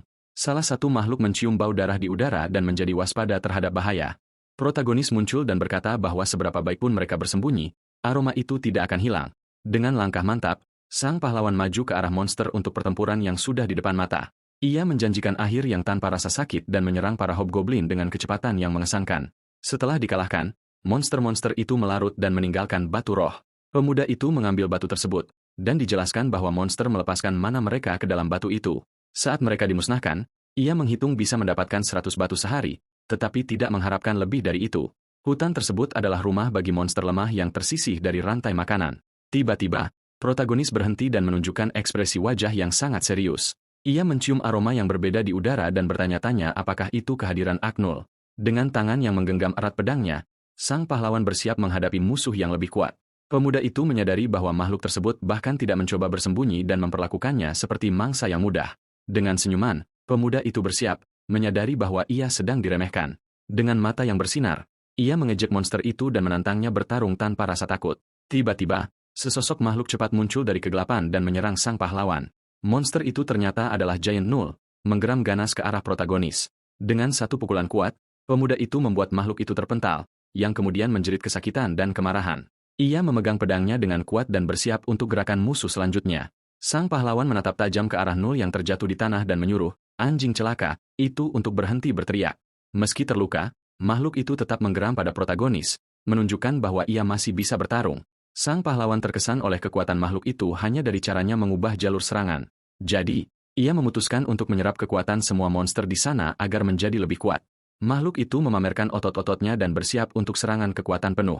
Pemuda itu menyadari bahwa ini berbeda dari informasi yang ia miliki tentang Null. Dijelaskan bahwa goblin biasa berevolusi menjadi hobgoblin peringkat E2, dan Null biasa dianggap sebagai makhluk peringkat D1 dalam sistem. Protagonis tahu bahwa evolusi monster biasanya berakhir setelah satu tahap, tetapi ia menyadari makhluk itu bahkan tidak tampak seperti peringkat D2. Ternyata, itu adalah Adnul peringkat D3 yang jauh lebih kuat. Pahlawan dan makhluk itu saling berhadapan, dan ia berkata bahwa ia akan menjalani sesi latihan yang bagus setelah sekian lama. Dengan raungan, monster itu melancarkan serangan ganas dengan energi biru ke arah pemuda tersebut. Protagonis berkata dengan percaya diri bahwa serangan liar seperti itu tidak akan pernah bisa mengenainya, dan ia dengan mudah menghindari serangan musuh. Ia menyerang balik dengan tendangan kuat, tetapi serangan itu tidak memberikan banyak efek. Pemuda itu terkejut oleh kekerasan tubuh monster tersebut, yang bahkan mengeluarkan percikan api. Dengan marah, Agno menyerang lagi dengan kapaknya menggunakan aura merah. Serangan itu begitu kuat sehingga senjata makhluk itu berakhir menancap di tanah. Sang pahlawan melihat kesempatan sempurna untuk menyerang saat kapak monster itu tertancap. Ia mencoba menebas dengan pedangnya, tetapi makhluk itu tampaknya tidak merasakan apa-apa. Pemuda itu menyadari otot dan tulang musuh sangat tangguh, tetapi ia menemukan titik lemah yang tidak bisa dilindungi oleh monster tersebut. Dengan pukulan presisi, protagonis menghantam tenggorokan Agnol dengan kekuatan penuh. Setelah pertempuran, hutan kembali sunyi dengan kekalahan makhluk tersebut. Sang pahlawan terkejut melihat hasil pertarungan dan apa yang ditinggalkan monster itu. Ia menemukan batu roh tingkat menengah, yang bernilai sama dengan 100 batu normal. Pemuda itu berpikir bahwa melawan makhluk seperti ini akan membuat energinya tumbuh lebih cepat. Sekarang ia mengerti mengapa para murid magang bahkan tidak berani mendekati tempat itu. Kembali ke pondoknya, cahaya terang bersinar melalui pintu kayu. Protagonis bermeditasi, dikelilingi oleh aura biru, dan memusatkan energinya. Ia menyadari segalanya berjalan baik karena ia telah mencapai tahap ke-10 dari penempaan, tempering. Ia berpikir bahwa jika seorang pengguna pentakor mencapai tahap 10 dalam hitungan bulan, itu akan menjadi masalah. Di luar, salah satu veteran merasa khawatir dan mengira sesuatu telah terjadi pada si pemula. Mereka berkomentar bahwa 3 bulan telah berlalu dan pemuda itu tidak pernah keluar sekalipun. Seorang rekan mengeluh dan bertanya apakah mereka benar-benar perlu memeriksa pria itu setiap hari. Sang pemimpin menjelaskan bahwa mereka harus menjadi veteran pertama yang baik untuk menjalin koneksi. Ia mengatakan bahwa satu koneksi yang kuat lebih berharga daripada banyak ikatan dengan keluarga yang lemah. Dan yang terpenting, dia adalah nomor 1. Bahkan komandan pun mengawasinya. Maka, sang pemimpin mendorong rekannya, Hayden, dan menyuruhnya pergi menyapa si pemula dengan seember ikan. Hayden bertanya apakah pria itu masih hidup karena dia perlu makan. Tanpa jawaban, ia mengintip dan bertanya-tanya apakah si pemula sudah pergi karena tidak ada suara. Di dalam, protagonis menyadari bahwa mereka adalah veteran yang baik dan hanya sedang memeriksanya. Ia berpikir bahwa ia berhasil melihat wajah pria yang mencoba mengintip melalui celah. Veteran itu berpikir bahwa hasil Leonard akan menarik perhatian, tetapi miliknya tidak. Jadi, sang pahlawan memutuskan untuk mencoba teknik lama yang sudah lama tidak ia gunakan. Dengan tangan di wajahnya, pemuda itu mulai berkonsentrasi untuk memulai transformasinya. Ia menggunakan seni pemanfaatan terbalik, reverse utilization, untuk memanipulasi otot wajahnya dan menyamar. Dengan teknik tersebut, sang pahlawan mulai mengubah wajah dan penampilannya secara total. Pemuda itu menyesal harus menggunakan kekuatannya untuk bersembunyi dari murid-murid lainnya. Setelah perubahan tersebut, ia memutuskan untuk mengambil identitas Hayden agar tidak ketahuan. Setelah berubah sepenuhnya, ia berkata akan menjaga wajah itu dengan baik untuk sementara waktu. 3 bulan kemudian, protagonis berada di rawa Gunung Tulang, Bone Mountain. Ia memikirkan aturan bertahan hidup terpenting yang telah ia pelajari sejauh ini. Aturannya adalah tidak ada orang lain di sekitar, dan setiap makhluk yang ia temui memiliki racun serta bisa bersembunyi, jadi ia harus bergerak dengan sangat hati-hati. Jika ia lengah, ia akan dilahap oleh Lizardman yang mengintai di rawa. Ia tahu monster-monster itu adalah peringkat C dan menyerang dalam kelompok untuk mengakhiri pertarungan dengan cepat. Dengan kaki mantap di atas batang kayu, pemuda itu bersiap untuk melompat dan menyerang makhluk tersebut. Kemudian ia melompat ke arah monster yang meraung ganas saat melihatnya mendekat. Dengan pukulan yang kuat dan presisi, pemuda itu menghantam kepala makhluk tersebut dengan kekuatan penuh. Setelah pertempuran, sang pahlawan berdiri di atas monster yang kalah dengan pedang di tangan. Ia menyadari bahwa ia membuat banyak keributan dan akhirnya membangunkan bos rawa tersebut. Dengan itu, sesosok makhluk raksasa muncul dari air dengan gada besar di tangannya. Monster itu meraung ganas dan bersiap menyerang pemuda itu dengan segala kekuatannya. Namun, sang pahlawan menyadari bahwa meskipun cepat, gerakan bos itu sederhana. Ia berkata bahwa ia tidak punya waktu untuk bermain dengan seseorang yang tidak terlatih, lalu mengalahkannya. Setelah pertempuran, sang bos meninggalkan batu roh yang sangat besar dan berwarna-warni. Pemuda itu sudah memiliki 1.200 batu dan memutuskan sudah waktunya untuk pindah. Jumlah mana dalam batu-batu tersebut lebih dari cukup untuk tahap berikutnya. Ia berpikir bahwa menembus batas di pulau ini akan sulit untuk disembunyikan. Dengan kekuatannya yang berkembang pesat, ia khawatir tentang bagaimana ia akan menjaga rahasianya. Maka, pemuda itu mulai berjalan menembus hutan untuk mencari tempat yang aman. Ia membutuhkan tempat untuk menekan ledakan mana dan berlindung dari bahaya. Dengan mata yang fokus, ia melanjutkan pencariannya untuk tempat latihan yang terisolasi. Tiba-tiba, ia menemukan ladang tanaman herbal yang bersinar dan seseorang yang sedang merawatnya. Sang pahlawan terkejut oleh banyaknya tanaman herbal dengan daya serap yang lebih besar daripada batu roh. Ia bertanya-tanya apakah penjaga gua tersebut, seekor troll, yang merawat tanaman-tanaman itu. Makhluk dengan gading besar itu menggeram saat merasakan kehadiran penyusup di dekatnya. Duduk di atas batu, protagonis menyadari bahwa sesuatu sedang mendekat dengan cepat. Kemudian troll itu berdiri dan melepaskan aura hijau kuat yang mengintimidasi siapapun. Tiba-tiba, sesosok licantrope muncul dan menghadapi troll itu dalam konfrontasi yang tegang dan sengit.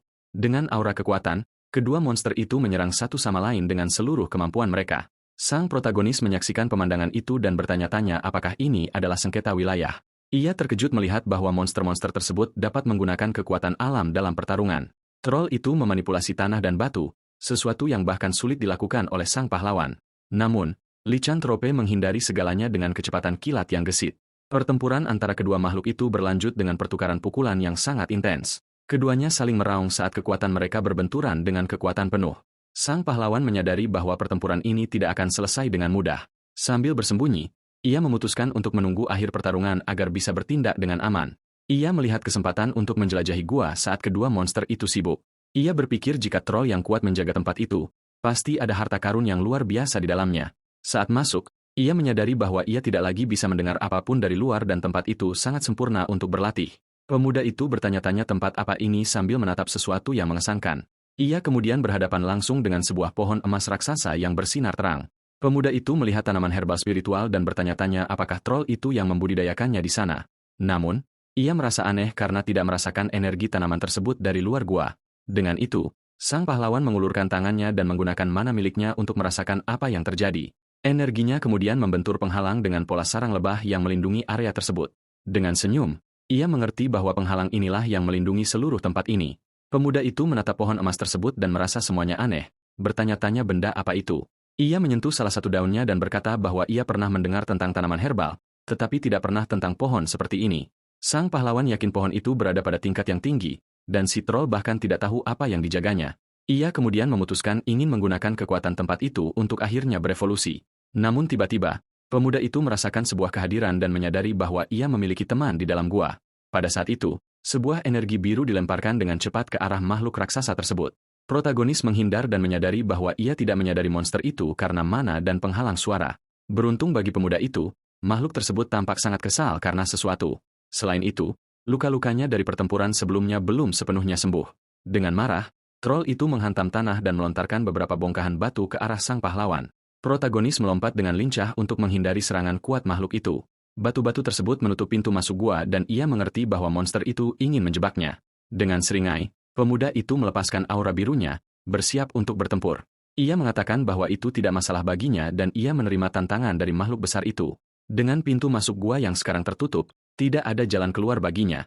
Dari luar, terlihat bahwa lorong tersebut benar-benar tertutup rapat oleh batu-batu besar. Kembali ke pertarungan, sang pahlawan menyadari makhluk itu bertambah cepat. Setelah beberapa pukulan, monster itu mulai melempar lebih banyak batu secara sembrono dan ganas. Pemuda itu menghindari batu raksasa dan tahu bahwa satu hantaman saja akan fatal baginya. Ia menyiapkan pedangnya dan menyadari lawannya jauh lebih pintar dari penampilannya. Dengan tatapan fokus, ia memutuskan bahwa dalam kasus ini, ia harus menggunakan pendekatan yang berbeda. Pemuda itu menerjang maju dengan pedangnya yang bersinar biru dan hitam untuk serangan terakhir. Ia kemudian menyatakan bahwa ia akan menyelesaikan pertarungan hanya dengan satu serangan penentu. Namun tiba-tiba, licantrope muncul dan menghentikan serangan itu, memanggil troll tersebut dengan nama Garu. Pemuda itu terkejut karena bilah pedangnya dihentikan oleh monster lain yang tiba di sana. Pemuda itu mengerti bahwa troll tersebut dilindungi oleh tanah dan bebatuan di sekitarnya. Pada saat itu, troll tersebut melepaskan aura api dan bersiap untuk menyerang balik. Dengan pukulan ke tanah, makhluk itu meluncurkan gelombang api ke arah pemuda itu. Tinju monster itu, yang terbungkus api, menghantam tanah dengan kekuatan luar biasa. Sang pahlawan melompat mundur dan mengerti mengapa licantrope sebelumnya dikalahkan. Ia menyadari bahwa troll itu adalah pengguna elemen ganda sejak awal. Dengan mata merah, makhluk itu menatap sang pahlawan dengan amarah besar dan mengeluarkan raungan. Monster itu menyerang dan pemuda itu menyadari bahwa menjaga jarak tidak akan menyelesaikan masalah. Ia berlari melewati gua dan berpikir ia akan meleleh jika menyentuh api tersebut. Pemuda itu kemudian memutuskan ia perlu menemukan celah untuk serangan yang tepat. Dengan itu, ia menggunakan teknik yang mirip dengan dekapan naga untuk memacu dirinya. Melihat troll itu mengambil langkah, protagonis melihat kesempatan sempurna untuk menyerang. Dalam sekejap mata, pemuda itu melesat dengan kecepatan tinggi menuju musuhnya. Ia berhasil mendekat cukup dekat untuk menyerang tubuh monster itu. Saat mendaratkan serangan, protagonis merasakan sensasi nostalgia yang akrab. Dengan tubuh yang tertusuk, troll itu tampak kalah, dan sang pahlawan berkata ini adalah akhirnya. Makhluk itu terlempar ke belakang oleh kekuatan dampak pukulan yang dahsyat. Sang pahlawan juga terpental oleh serangannya sendiri dan terbang melintasi gua. Ia kemudian mendarat dengan aman di dekat monster yang jatuh dengan lemah. Dalam gerakan cepat, pemuda itu menghujamkan pedang mananya ke dada troll tersebut. Energi pedang itu menembus tubuh monster itu dan keluar dari mulutnya. Ia percaya pertarungan telah berakhir karena ia telah menusuk dada musuhnya. Namun tiba-tiba, ekspresi terkejut muncul di wajah pemuda itu. Ia melihat cahaya aneh keluar dari luka di dada troll tersebut. Dari dalam tubuh monster itu muncul sebuah batu roh berukuran besar berwarna merah muda. Tanpa peringatan, batu itu meletus dalam ledakan cahaya dan energi yang sangat besar. Ledakan batu roh tersebut menyebar ke seluruh gua dengan kekuatan penuh. Dengan itu, gelombang api dan asap melahap segala sesuatu di sekitarnya dalam hitungan detik. Pemuda itu tahu bahwa jika ia terjebak dalam ledakan itu, ia tidak akan punya cara untuk bertahan hidup. Ia kemudian terlempar dengan paksa oleh gelombang kejut yang mengarah padanya. Akibatnya, punggung sang pahlawan menghantam pohon emas itu dengan keras. Dalam keadaan terluka, ia berpikir bahwa hantaman tersebut mungkin telah mematahkan semua tulang di tubuhnya. Ia tahu bahwa dalam waktu kurang dari 5 menit, seluruh gua akan dilalap api, dan karena penghalang di pintu masuk, ia tidak bisa mengharapkan bantuan apapun. Pemuda itu kemudian memutuskan bahwa apapun yang terjadi, ia akan bertahan hidup di sana. Ia mendengar bahwa saat berevolusi, tubuh akan pulih, dan tidak ada waktu lagi untuk ragu. Dengan tekad bulat, pemuda itu memutuskan ia akan menggunakan batu-batu tersebut untuk menyembuhkan dirinya sepenuhnya. Ia merasakan mana dari batu roh memasuki organ-organnya yang terluka. Dengan demikian, 1.500 batu roh mulai menyembuhkan tubuhnya dari dalam. Namun, sang pahlawan menyadari bahwa batu-batu itu saja tidak akan cukup untuk menyelamatkannya. Jadi ia memutuskan ia perlu menyerap semua tanaman herbal spiritual di tempat itu. Tanpa pikir panjang, pemuda itu mulai memakan tanaman-tanaman tersebut untuk memperkuat dirinya. Dengan persiapan yang lengkap, mananya mulai tumbuh dengan liar. Pentakor miliknya mulai berputar sekaligus dengan kecepatan luar biasa. Pada saat itu, ia merasakan bahwa seluruh energinya menjadi satu. Ia merasa seolah-olah jantung baru sedang lahir di dalam dadanya. Dengan ini, tubuh dan mananya pulih dan ia mencapai tingkat kekuatan yang baru. Namun energi itu tidak berhenti dan melampaui kekuatan yang bisa ditampung oleh tubuh manusia. Energi terus mengalir dan ia merasa terhubung dengan pohon emas tersebut. Mana pentakornya telah terintegrasi dan ia telah melompat ke tahap ketiga.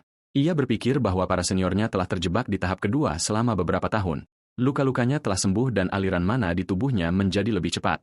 Pemuda itu tidak percaya bahwa melewati batas telah membuatnya tumbuh begitu pesat. Ia bertanya-tanya bagaimana ia bisa selamat dari ledakan skuad itu di ruang tertutup. Dengan itu, sang pahlawan menyadari sesuatu yang belum pernah ia lihat di pohon emas sebelumnya. Tergantung pada sebuah dahan, ia menemukan sebuah orb kecil yang bersinar terang. Ia memegang orb itu dan berkata bahwa cahaya terang tadi hanya meninggalkan satu buah saja. Energi spiritual dari benda itu pasti telah melindunginya dari ledakan api. Pemuda itu memegang buah biru tersebut dan merasa benda itu tampak alami di tangannya. Ia bertanya-tanya apakah benda itu berhasil menyerap semua mana yang dilepaskan sebelumnya. Sang pahlawan memutuskan untuk menanam bijinya karena benda itu telah menyelamatkan nyawanya. Dengan pemikiran ini, ia mulai berlari untuk akhirnya keluar dari tempat itu. Pemuda itu tahu ia harus segera kembali untuk menghindari kecurigaan. Menggunakan kekuatan barunya, ia menghancurkan batu-batu yang menghalangi jalan keluar gua. Ia kemudian melompat keluar dari gua dengan kecepatan tinggi dan kekuatan besar. Protagonis menyadari bahwa ia sedikit berlebihan karena ia menjadi terlalu kuat. Dari kejauhan, ia melihat kabinnya dan berharap ia tidak menarik terlalu banyak perhatian. Ia tiba kembali tepat waktu, mengenakan mantel yang terbuat dari kulit monster. Pemuda itu berpikir bahwa menjelaskan penampilannya akan menjadi masalah dan memutuskan untuk merapikan diri. Ia kemudian melihat para veteran mendekat, mengingat ia telah berlatih bersama mereka selama 3 bulan. Salah satu veteran menunjuk dan mengatakan bahwa pintu kabin si pemula terbuka. Seorang senior bernama Anne memperkenalkan dirinya dan memberitahu pemuda itu untuk memanggilnya veteran. Sang pahlawan kembali ke wujud aslinya dan memperkenalkan diri kepada kelompok itu sebagai Leonard. Ia mengaku bahwa kemampuan pedangnya telah mandek dan mengajak sang senior untuk tanding latihan singkat. Protagonis menerima tantangan tersebut, membuat sang senior sedikit terkejut. Veteran itu kemudian menyuruhnya mengikuti karena dia akan menunjukkan apa artinya menjadi seorang satria. Dengan tatapan percaya diri, dia berpikir bahwa dia sekarang memegang kendali atas situasi tersebut. Tiba-tiba, Anne mendapati dirinya melayang di udara dan bertanya-tanya mengapa hal itu terjadi. Berikutnya, veteran lain bernama Gail juga dikalahkan dan menyerah di tanah. Kemudian, terjadi benturan keras antara 2 pedang kayu dalam sesi latihan tersebut. Veteran terakhir kini berhadapan dengan protagonis dalam pertarungan pedang yang sangat sengit. Sang senior merasa kesal dan bertanya-tanya bagaimana seorang pemula memiliki tingkat keahlian seperti ini dengan wajah yang berkeringat. Dia tampaknya berada dalam situasi yang sangat rumit dalam pertarungan itu. Keduanya kemudian beradu lagi dengan senjata kayu mereka dengan kekuatan penuh. Sang veteran menggunakan aura apinya untuk meningkatkan kekuatan pedang kayunya. Senjatanya dilalap api dan dia bersiap untuk serangan berikutnya. Seorang veteran berteriak pada Hayden karena menggunakan mana, dan protagonis pun terkejut. Rekan-rekannya berlari menghampiri dan bertanya apakah Leonard baik-baik saja, namun dia mengatakan bahwa tangannya terluka. Pemuda itu meminta maaf dan mengatakan bahwa dia menggunakan teknik pertahanan karena insting. Dengan tangan yang berdarah, dia mencatat bahwa menahan pedang dengan manapun tetap menyebabkan kerusakan. Dengan senyuman, sang pahlawan menyadari bahwa kemahiran pedang bukanlah segalanya di dunia ini. Veteran itu bertanya mengapa dia tidak marah, dan pemuda itu menjawab bahwa dia masih memiliki banyak hal untuk dipelajari. Dia memegang pedang kayu itu dan berkata bahwa dia menantikan sesi berikutnya. Dengan senyum, dia mengarahkan senjatanya dan berkata, berlatih dengan mereka akan menyenangkan. Para veteran menjadi bersemangat dan Anne mengajaknya untuk datang ke kabin mereka setiap hari. Malam harinya, seseorang mengetuk pintu pondok protagonis. Itu adalah Ian yang sudah mengenakan baju zirah, dan dia mengatakan bahwa sesi malam ini dibatalkan. Sang pahlawan bertanya apa yang terjadi dan menyadari bahwa peralatan mereka berbeda. Veteran itu menjelaskan bahwa terjadi ledakan di rawa Gunung Tulang. Dia melanjutkan bahwa seekor licantrope dan troll terlibat sengketa wilayah. Saat itu, diperlihatkan sisa-sisa dari kedua monster yang bertarung sampai mati tersebut. Karena hal ini, para ksatria dikirim keluar karena monster-monster lemah mulai menginvasi tempat itu. Ian mengatakan mereka akan membereskan kekacauan ini sebagai bagian dari latihan dan menyuruh pemuda itu beristirahat. Namun sebelum pergi, veteran itu mengatakan dia memiliki sesuatu untuk si pendatang baru. Dia melemparkan 5 pedang ke tanah dan berkata bahwa pemuda itu pasti telah mematahkan banyak pedang saat berlatih. Protagonis berterima kasih padanya, dan Ian meminta agar tidak dilupakan saat dia menjadi terkenal nanti. Saat dia berjalan pergi, veteran itu menyuruhnya berhati-hati karena sebagian besar ksatria sedang keluar. Sang pahlawan berterima kasih padanya dan berpikir bahwa keributan itu pasti sangat besar hingga menggerakkan seluruh ordo ksatria. Dia kemudian menyadari bahwa ini adalah kesempatan sempurna karena perhatian semua orang telah teralihkan. Dengan mengenakan tudung, dia berpikir dia bisa bergerak lebih berani sekarang karena dia sendirian. Pemuda itu tahu jika dia muncul sebagai Leonard, itu akan menciptakan gelombang kebingungan baru. Karena alasan itu, dia memutuskan untuk menggunakan kulit licantrope untuk menyamar agar tidak dikenali. Dengan semua orang berada di tempat yang sama, dia bisa bergerak bebas dan melihat peluang unik. Dia menuju ke sisi berlawanan dari tempat latihan dan berkata bahwa sudah waktunya untuk menjelajahi dataran tersebut. Sang pahlawan berjalan melintasi dataran dan menyadari bahwa tempat itu sangat sunyi dan aneh. Dia merasakan tatapan penuh amarah, tetapi heran mengapa musuh tidak menyerangnya. Pemuda itu tidak tahu apakah mereka waspada atau pengecut, tetapi ini hanya membuang-buang waktu. Tiba-tiba, seekor makhluk raksasa muncul dari langit dan menyerbu maju dengan kecepatan tinggi. Makhluk itu ternyata adalah seekor beruang tua, Old Bear, dan terbang ke arah protagonis dengan sekuat tenaga. Dengan tatapan tenang, dia mengidentifikasi monster itu dan menyebutnya sebagai penantang pertamanya. Pemuda itu berkata bahwa makhluk tingkat ini sangat cocok untuk menguji kemampuannya. Di tempat lain, sebuah suara mengatakan bahwa mereka akhirnya tiba di Pulau Calibos. Sekelompok pria bertudung menyadari bahwa 2 rekan mereka telah hilang. Mereka jatuh ke laut dan salah satu pria meratapi negaranya yang bernama Kurgis. Pemimpin kelompok itu adalah bayangan kelima dari Kurgis dan tampak sangat kesal karena hal ini. Dia memerintahkan semua orang untuk menyelesaikan misi dan jangan biarkan kematian rekan mereka sia-sia. Misinya adalah untuk menangkap murid Cardana guna menemukan rahasia darah mereka. Mereka diperintahkan untuk tidak menunjukkan belas kasihan karena keluarga Cardina adalah akar dari segala kejahatan. Adegan kembali ke dataran terpencil di mana kelompok tersebut sedang mencari target. Salah satu ksatria bayangan berlari melewati padang pasir dengan kecepatan tinggi demi misi tersebut. Tiba-tiba, dia menyadari bahwa dia terpisah dari kelompoknya saat mencari target. Ksatria itu mengeluh tentang jumlah peringkat monster di pulau itu. Dia bertanya-tanya apa yang dilakukan iblis Cardina di tempat seperti ini. Namun dia menyadari bahwa sejak dia memasuki dataran, tidak ada lagi monster kuat yang muncul. Peta menunjukkan bahwa monster terkuat ada di pusat, yang mana sangat aneh. Tiba-tiba, dia menemukan seekor beruang tua dan berkata dia bisa mengalahkannya dengan mudah. Dengan pedang di tangan, ksatria itu menyerbu ke arah monster untuk bertarung. Namun saat dia mendekat, dia menyadari makhluk itu sudah dikalahkan di tanah. Dengan kaki di atas monster itu, dia bertanya-tanya siapa lagi yang bisa berada di tempat ini. Karena sangat bingung, ksatria bayangan itu melihat sekeliling, mencari jawaban. Kemudian dia melihat lebih banyak makhluk yang kalah dan terpana oleh keahlian si petarung. Tiba-tiba, sebuah batu dilemparkan dengan kecepatan tinggi ke arah sang ksatria. Dia berhasil membela diri dengan pedangnya dan berteriak bertanya siapa di sana. Saat itulah, protagonis muncul dan berkata bahwa itu sebenarnya adalah kalimatnya. Ksatria bayangan itu terkejut melihat pemuda itu muncul entah dari mana di gurun pasir. Sang pahlawan menatap pria itu dan bertanya siapa dia sebenarnya dengan tatapan serius. Kemudian protagonis berkata jika dia tidak mau bicara, dia akan mencari tahu sendiri. Sang ksatria mencoba menjawab, tetapi suaranya tidak keluar, dan dia menjadi putus asa. Dengan marah, dia mencengkeram pedangnya dan menyelimutinya dengan aura api yang kuat. Dia kemudian menyerbu maju dan menyerang pemuda itu dengan serangan penuh kekuatan dan kebencian. Pemuda itu menyadari bahwa bilah pedang itu penuh dengan amarah dan lawannya tidak akan mundur. Dengan aura birunya sendiri, protagonis dengan mudah menahan serangan itu. Ksatria itu tidak percaya serangan kuatnya ditahan oleh seorang bocah. Pria bayangan itu kemudian menyerbu maju untuk melanjutkan serangan cepatnya. Tiba-tiba, ksatria lain muncul dan menyerang pahlawan sekaligus. Dengan itu, konfrontasi besar dimulai dengan kedua belah pihak saling bertukar pukulan. Protagonis menyadari serangannya dangkal dan bertanya-tanya apakah ada sesuatu yang menahannya. Tiba-tiba, dia melepaskan aura berbentuk ular emas untuk menyerang balik. Pemuda itu berpikir bahwa dia tidak ingin menggunakan teknik ini, tetapi sekarang dia tidak punya pilihan lain. Dia mengatakan teknik musuh itu licik dan berbahaya seperti ular berbisa, tetapi dia mengkritik lawannya, mengatakan bahwa jalur pedangnya terlalu jelas. Dengan senyum, dia bertanya apakah ksatria itu hanya pernah menghadapi musuh yang lemah. Ksatria bayangan menjadi tegang dan mulai berkeringat karena tekanan pertarungan.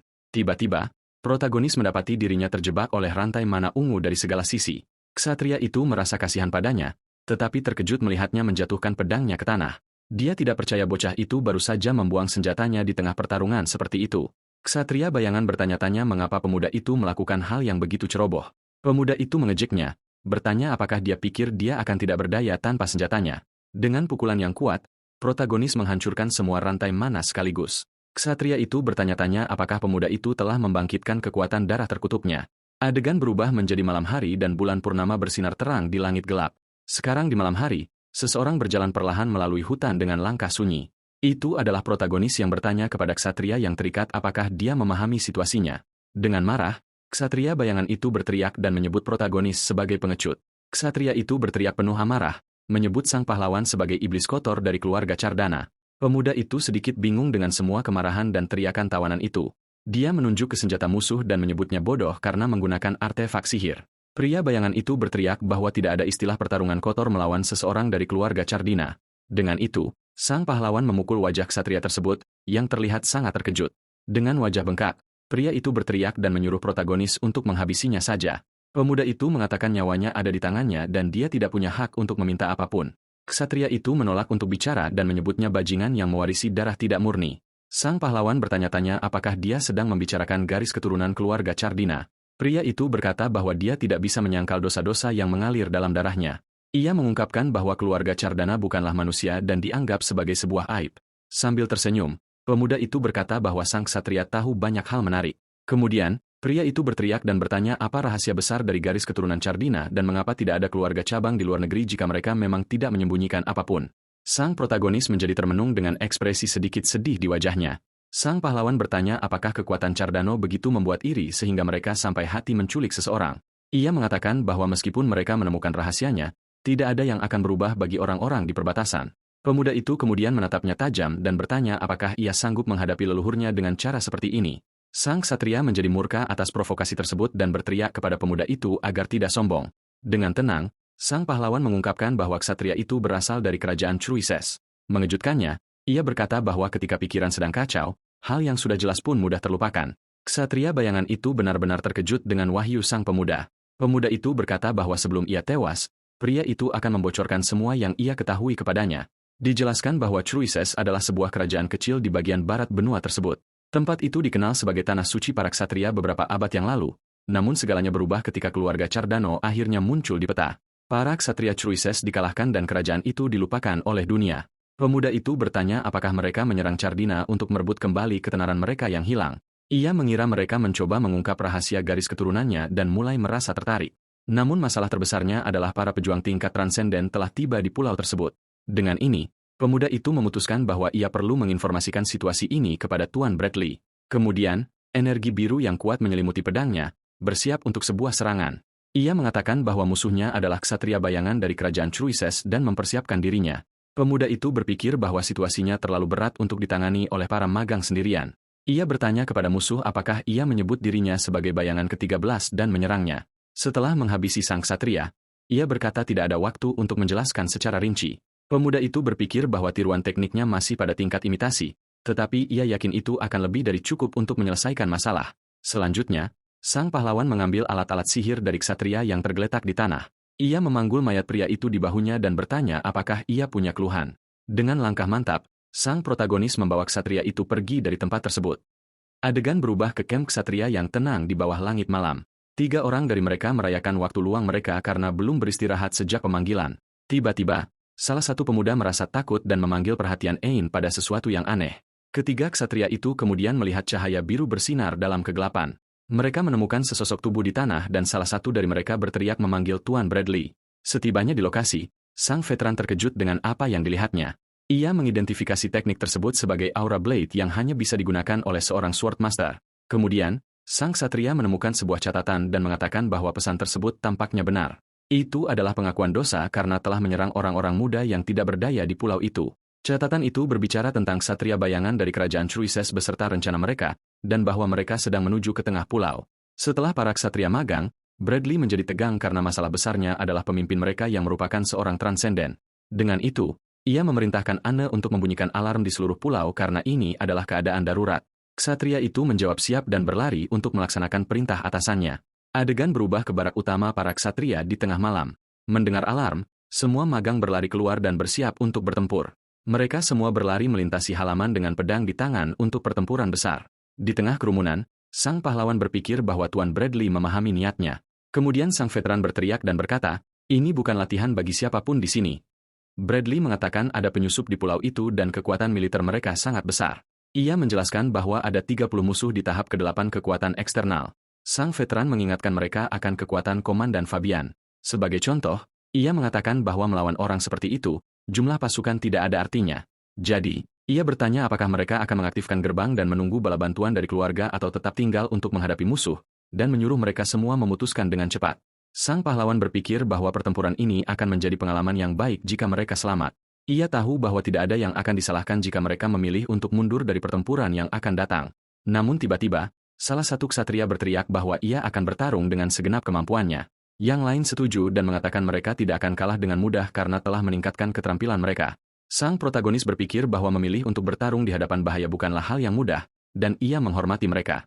Dengan itu, semua magang lainnya berteriak bersama bahwa mereka akan bertarung sampai akhir. Semua ksatria berkumpul dan bersiap untuk pertempuran besar yang akan segera dimulai. Sang veteran tersenyum dan berkata ia akan menghormati pilihan semua orang, tetapi ia memperingatkan bahwa melawan seorang transenden adalah cerita lain dan meminta bala bantuan. Dengan itu, ksatria senior tersebut memerintahkan semua orang untuk bersiap menghadapi pertempuran yang sudah di depan mata. Sang pahlawan menjauh dari kelompok dan berjalan sendirian menuju sebuah gua. Ia berpikir tidak menyangka akan menggunakan lubang yang ia gali di dekat kamarnya secepat ini. Pemuda itu dievakuasi sebagai target yang dilindungi, tetapi ini justru memudahkan rencananya. Sebagian besar alat sihir rusak, tetapi satu cincin tampaknya masih bisa digunakan. Ia mencoba menggunakan kekuatan cincin itu, tetapi merasakan sakit yang tajam di dadanya. Permata itu bersinar terang di jarinya. Saat ia mencoba memahami apa yang terjadi, ia menyadari jantungnya memblokir mana, dan tidak ada alat sihir yang bisa bekerja. Satu-satunya hal yang bisa ia gunakan adalah alat pemberi sinyal milik Ksatria Bayangan. Ia berpikir untuk meluncurkan serangan mendadak dan menggunakan sinyal itu sebagai umpan jika ia ketahuan. Pemuda itu tahu satu-satunya yang perlu ia waspadai adalah Swordmaster musuh.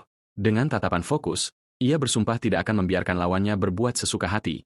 Kemudian sang protagonis berlari dengan kecepatan tinggi melintasi pulau untuk menemukan musuh. Ia menangkap sinyal bala bantuan dan tahu itu tidak mungkin sang transenden. Jadi, ia memutuskan untuk menekan pasukan mereka selagi mereka masih terpisah dan bergerak maju. Adegan berlatar di lokasi tandus yang dikenal sebagai Jurang Singa. Tiba-tiba, ledakan besar energi ungu menghancurkan segala sesuatu di sekitarnya. Dengan itu, dua pria berkerudung terkena serangan mendadak secara langsung. Kemudian, seekor manticore muncul dan menyerang kelompok Ksatria Bayangan. Makhluk itu meluncurkan serangan kuat dengan ekor ularnya tanpa ragu-ragu. Salah satu ksatria memerintahkan mereka untuk memprioritaskan pasukan utama dan melarikan diri dari sana secepat mungkin. Rekan-rekannya berpikir mereka bisa mengalahkan monster itu jika bala bantuan tiba tepat waktu. Namun sebuah suara bertanya apakah mereka sedang membicarakan rekan yang sudah dikalahkan. Sang pahlawan muncul dalam sekejap mata dan mengalahkan 3 ksatria sekaligus. Salah satu musuh terkejut dan bertanya bagaimana pemuda itu tahu cara menggunakan sinyal mereka. Pemuda itu menjelaskan bahwa ia memprovokasi tawanan tersebut dan pria itu akhirnya menceritakan semua yang diketahuinya. Dipenuhi amarah, salah satu ksatria menatapnya tajam dan menyebutnya keji. Sang protagonis berkata mereka membiarkan emosi membutakan mereka dalam pertempuran. Kemudian pria bayangan itu menyerang demi teman-temannya, tetapi dikalahkan dalam hitungan detik. Rekannya menyebutnya bodoh karena terbawa kemarahan ke dalam jebakan. Sang pahlawan bertanya apakah mereka lupa bahwa mereka sedang melawan Manticore. Pada saat itu, makhluk itu muncul kembali dan mengaum geram ke arah para ksatria. Dengan energi ungunya, ia bersiap menyerang kelompok pria bayangan tersebut. Manticore itu memiliki tubuh singa dan ekor ular yang panjang. Pemuda itu bersiap untuk bertarung dan bertanya siapa makhluk di depannya itu. Kemudian monster itu mengejutkannya dengan menjawab dengan kata, manusia. Sang protagonis terkejut mendengar makhluk seperti itu berbicara bahasanya. Manticore itu memperingatkannya bahwa jika ia melawannya, ia pasti akan binasa. Manticore itu memperingatkannya bahwa jika ia melawannya, ia pasti akan binasa. Tetapi pemuda itu berkata ia tidak akan kalah dengan mudah dan jika ia punya waktu, ia akan datang untuk membantunya. Makhluk itu melihat ke arah mayat-mayat dan berpikir sang pahlawan terlalu kuat untuk ukuran orang normal. Ia bertanya-tanya apakah yang disebutkan oleh pemuda itu adalah pemimpin yang disebut sebagai bayangan kelima.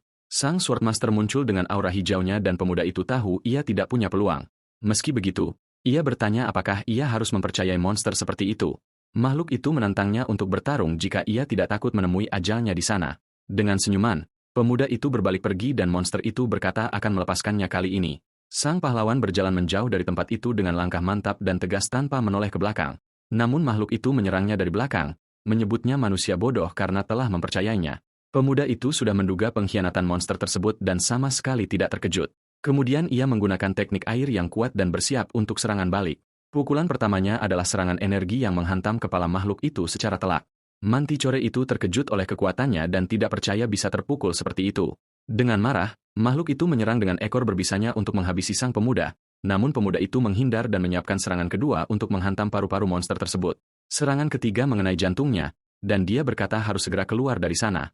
Setelah pertempuran usai, sang protagonis bersiap melarikan diri dari tempat berbahaya itu. Dengan tatapan fokus, dia tahu musuh yang sebenarnya sudah sangat dekat. Kemudian, dia melemparkan kalung yang dipungutnya dari tanah untuk dijadikan umpan yang sempurna. Sang master pedang terpancing oleh umpan itu dan bergerak menuju objek yang memancarkan aura hijau besar tersebut. Pemimpin ksatria bayangan tiba di lokasi. Dia mendarat dengan kekuatan penuh dan berhenti di depan kalung yang bersinar di tanah. Pria bayangan itu mendekat dan mengulurkan tangannya untuk mengambil artefak tersebut. Saat memegang kalung itu, dia menyadari bahwa dia terlambat dan telah ditipu. Dengan tatapan serius, sang master pedang merasa ada sesuatu yang masih salah. Tiba-tiba, dia merasakan sebuah kehadiran dan bertanya siapa yang bersembunyi di dekat sana. Kemudian, pemimpin musuh itu melepaskan serangan energi hijau yang dahsyat ke segala arah. Sambil bersembunyi, sang protagonis melindungi dirinya di balik batu besar untuk bertahan hidup. Dia terkejut karena musuh bisa merasakan kehadirannya bahkan dari jarak sejauh itu. Serangan sang master pedang menghancurkan segalanya. Dan pemuda itu bersyukur dia telah menggali lubang. Dia berpikir harus menjauh dari monster itu dan lari secepat mungkin. Kembali ke permukaan, pemimpin musuh berhenti menyerang dan terdiam. Dia bertanya-tanya apakah itu hanya imajinasinya atau memang ada orang lain di sana. Pria itu mengira intuisinya mulai gagal karena rencananya berjalan sangat kacau. Dia membuat sebuah tugu peringatan untuk anak buahnya dan mengatakan bahwa nyawa mereka tidak akan sia-sia. Dengan tatapan bertekad, dia berbalik dan mengatakan bahwa tujuan utama telah tercapai. Jauh dari sana, tangan sang pahlawan muncul dari balik reruntuhan tempatnya bersembunyi. Sang pahlawan keluar dari tempat persembunyiannya dan bersandar di tanah, kelelahan setelah serangan tersebut. Saat dia bangkit, dia melihat seorang ksatria yang terluka dan menyadari bahwa semuanya sudah terlambat. Pria itu mengenalinya sebagai seorang murid, apprentice, dan terkejut dengan kehadirannya di sana.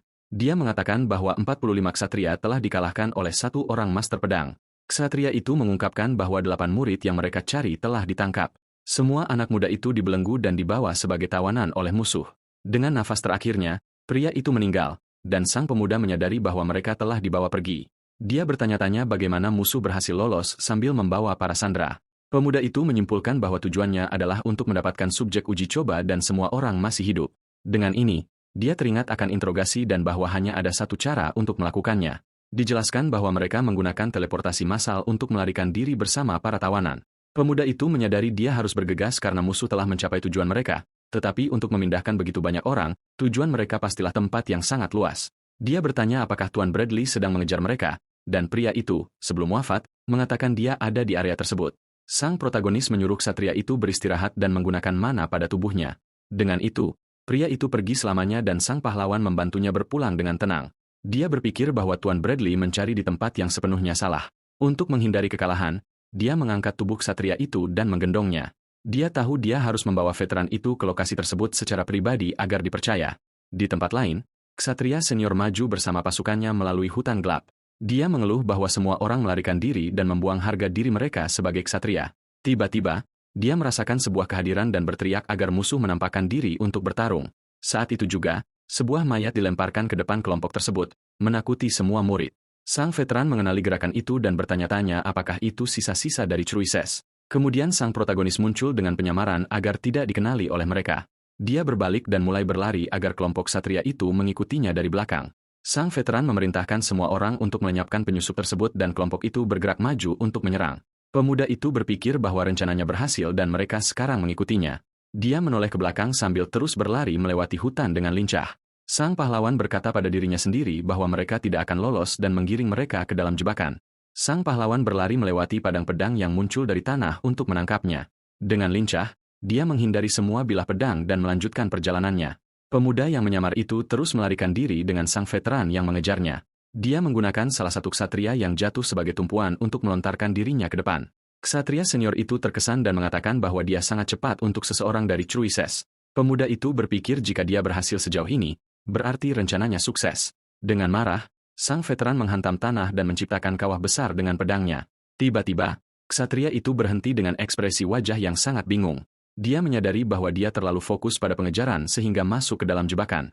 Sang pahlawan memperhatikan dari kejauhan dan berpikir bahwa musuh yang sebenarnya akan segera muncul. Pada saat itu, pemimpin ksatria bayangan muncul di hadapannya. Sang penjahat mengejeknya tanpa rasa takut, memanggilnya anjing keluarga Cardano. Sang veteran bertanya apakah dia adalah otak di balik semua kekacauan ini. Bradley memerintahkannya untuk menyerah, tetapi pemimpin musuh itu tampaknya tidak peduli. Dengan nada mengejek, pria bayangan itu bertanya apakah dia pikir mereka tidak punya rencana. Dia mengatakan bahwa ksatria itu sudah dikalahkan, dan sebuah lingkaran sihir muncul di tanah. Sang veteran mengenali teleportasi massal itu dan mencoba menghentikan pelarian mereka. Pemimpin musuh mengatakan dia akan menjadi lawannya selama 15 menit hingga aktivasi selesai. Dengan itu, kedua pejuang itu berhadapan, dan pertempuran besar akhirnya dimulai. Sang master pedang dan sang veteran bertukar serangan dengan kecepatan yang luar biasa. Bradley tampak berada dalam posisi tidak menguntungkan melawan kekuatan lawan yang sudah mencapai level transenden. Dari kejauhan, sang pahlawan memperhatikan dan menyuruh Tuan Bradley untuk bertahan sedikit lebih lama. Dia berpikir bahwa selagi mereka berdua sibuk, dia akan mengambil kesempatan untuk menyelamatkan para ksatria. Sebuah lingkaran teleportasi besar terlihat di kamp musuh di pesisir pantai. Pemuda yang menyamar tiba di lokasi dan mengamati para penjaga dari kejauhan. Dia menyadari mereka sedang lengah dan ini adalah kesempatan besarnya untuk bertindak. Di dalam sebuah tenda, pemuda itu menemukan semua murid yang ditawan. Dia melihat tangan semua orang terikat oleh belenggu sihir yang sangat kuat. Dengan mananya, sang pahlawan menggunakan teknik untuk menghancurkan belenggu semua orang. Salah satu murid terkejut melihat belenggunya hancur tiba-tiba. Salah satu pemuda bertanya mengapa dia membantu mereka, dan sang pahlawan menjawab. Dia mengatakan tidak punya waktu maupun kewajiban untuk menjelaskan apapun. Para murid saling berpandangan bingung namun memahami urgensi situasi tersebut. Salah satu dari mereka bertanya apakah semua ksatria harus pergi, dan pemuda itu mengonfirmasi. Dengan itu, semua pemuda membungkuk dan berterima kasih padanya dari lubuk hati mereka yang terdalam. Kemudian kelompok murid tersebut memanfaatkan kesempatan itu dan melarikan diri dengan kecepatan tinggi. Sendirian di dalam tenda, dia berpikir bahwa masalah Sandra telah teratasi. Sambil tersenyum, dia bersiap untuk pekerjaan yang masih harus dilakukan. Sambil memegang dua bilah pedang, dia keluar dari tenda untuk menghadapi para penjaga. Sang pahlawan melancarkan serangan energi biru yang kuat ke arah orang-orang bayangan. Hantaman itu mengenai para penjaga secara telak, melemparkan mereka jauh karena dampaknya. Kemudian pemuda itu berkata sudah waktunya untuk membuang sampah dan menghabisi mereka semua. Dia maju dengan senyuman dan melanjutkan serangannya tanpa ampun. Adegan menunjukkan dampak dari serangan pemuda itu terhadap musuh. Dalam pertarungan lainnya, sang veteran terkena ledakan energi hijau. Pemimpin musuh mengatakan dia tidak puas, tapi itu adalah hiburan yang lumayan. Dia mengatakan permainan tak berarti ini sudah berakhir dan Cruises akan bangkit kembali. Tiba-tiba, sang penjahat merasakan kehadiran dan menyadari ada penyusup yang mendekat. Tepat saat itu, sebuah haude dilemparkan, mengalihkan perhatian sang master pedang sesaat. Sang pahlawan muncul entah dari mana dan terbang menuju kedua pejuang yang sedang bertempur. Dengan benturan energi, keduanya berhadapan dalam pertarungan tingkat tinggi. Sekarang, tanpa topengnya, pemuda itu menghadapi bayangan kelima, Fifth Shadow, dan menyebutnya sebagai sebuah kekecewaan. Sang pemimpin tidak percaya bahwa orang yang menghabisi anak buahnya hanyalah seorang bocah. Dia bersumpah untuk melenyapkan pemuda itu demi membalaskan dendam rekan-rekannya yang gugur.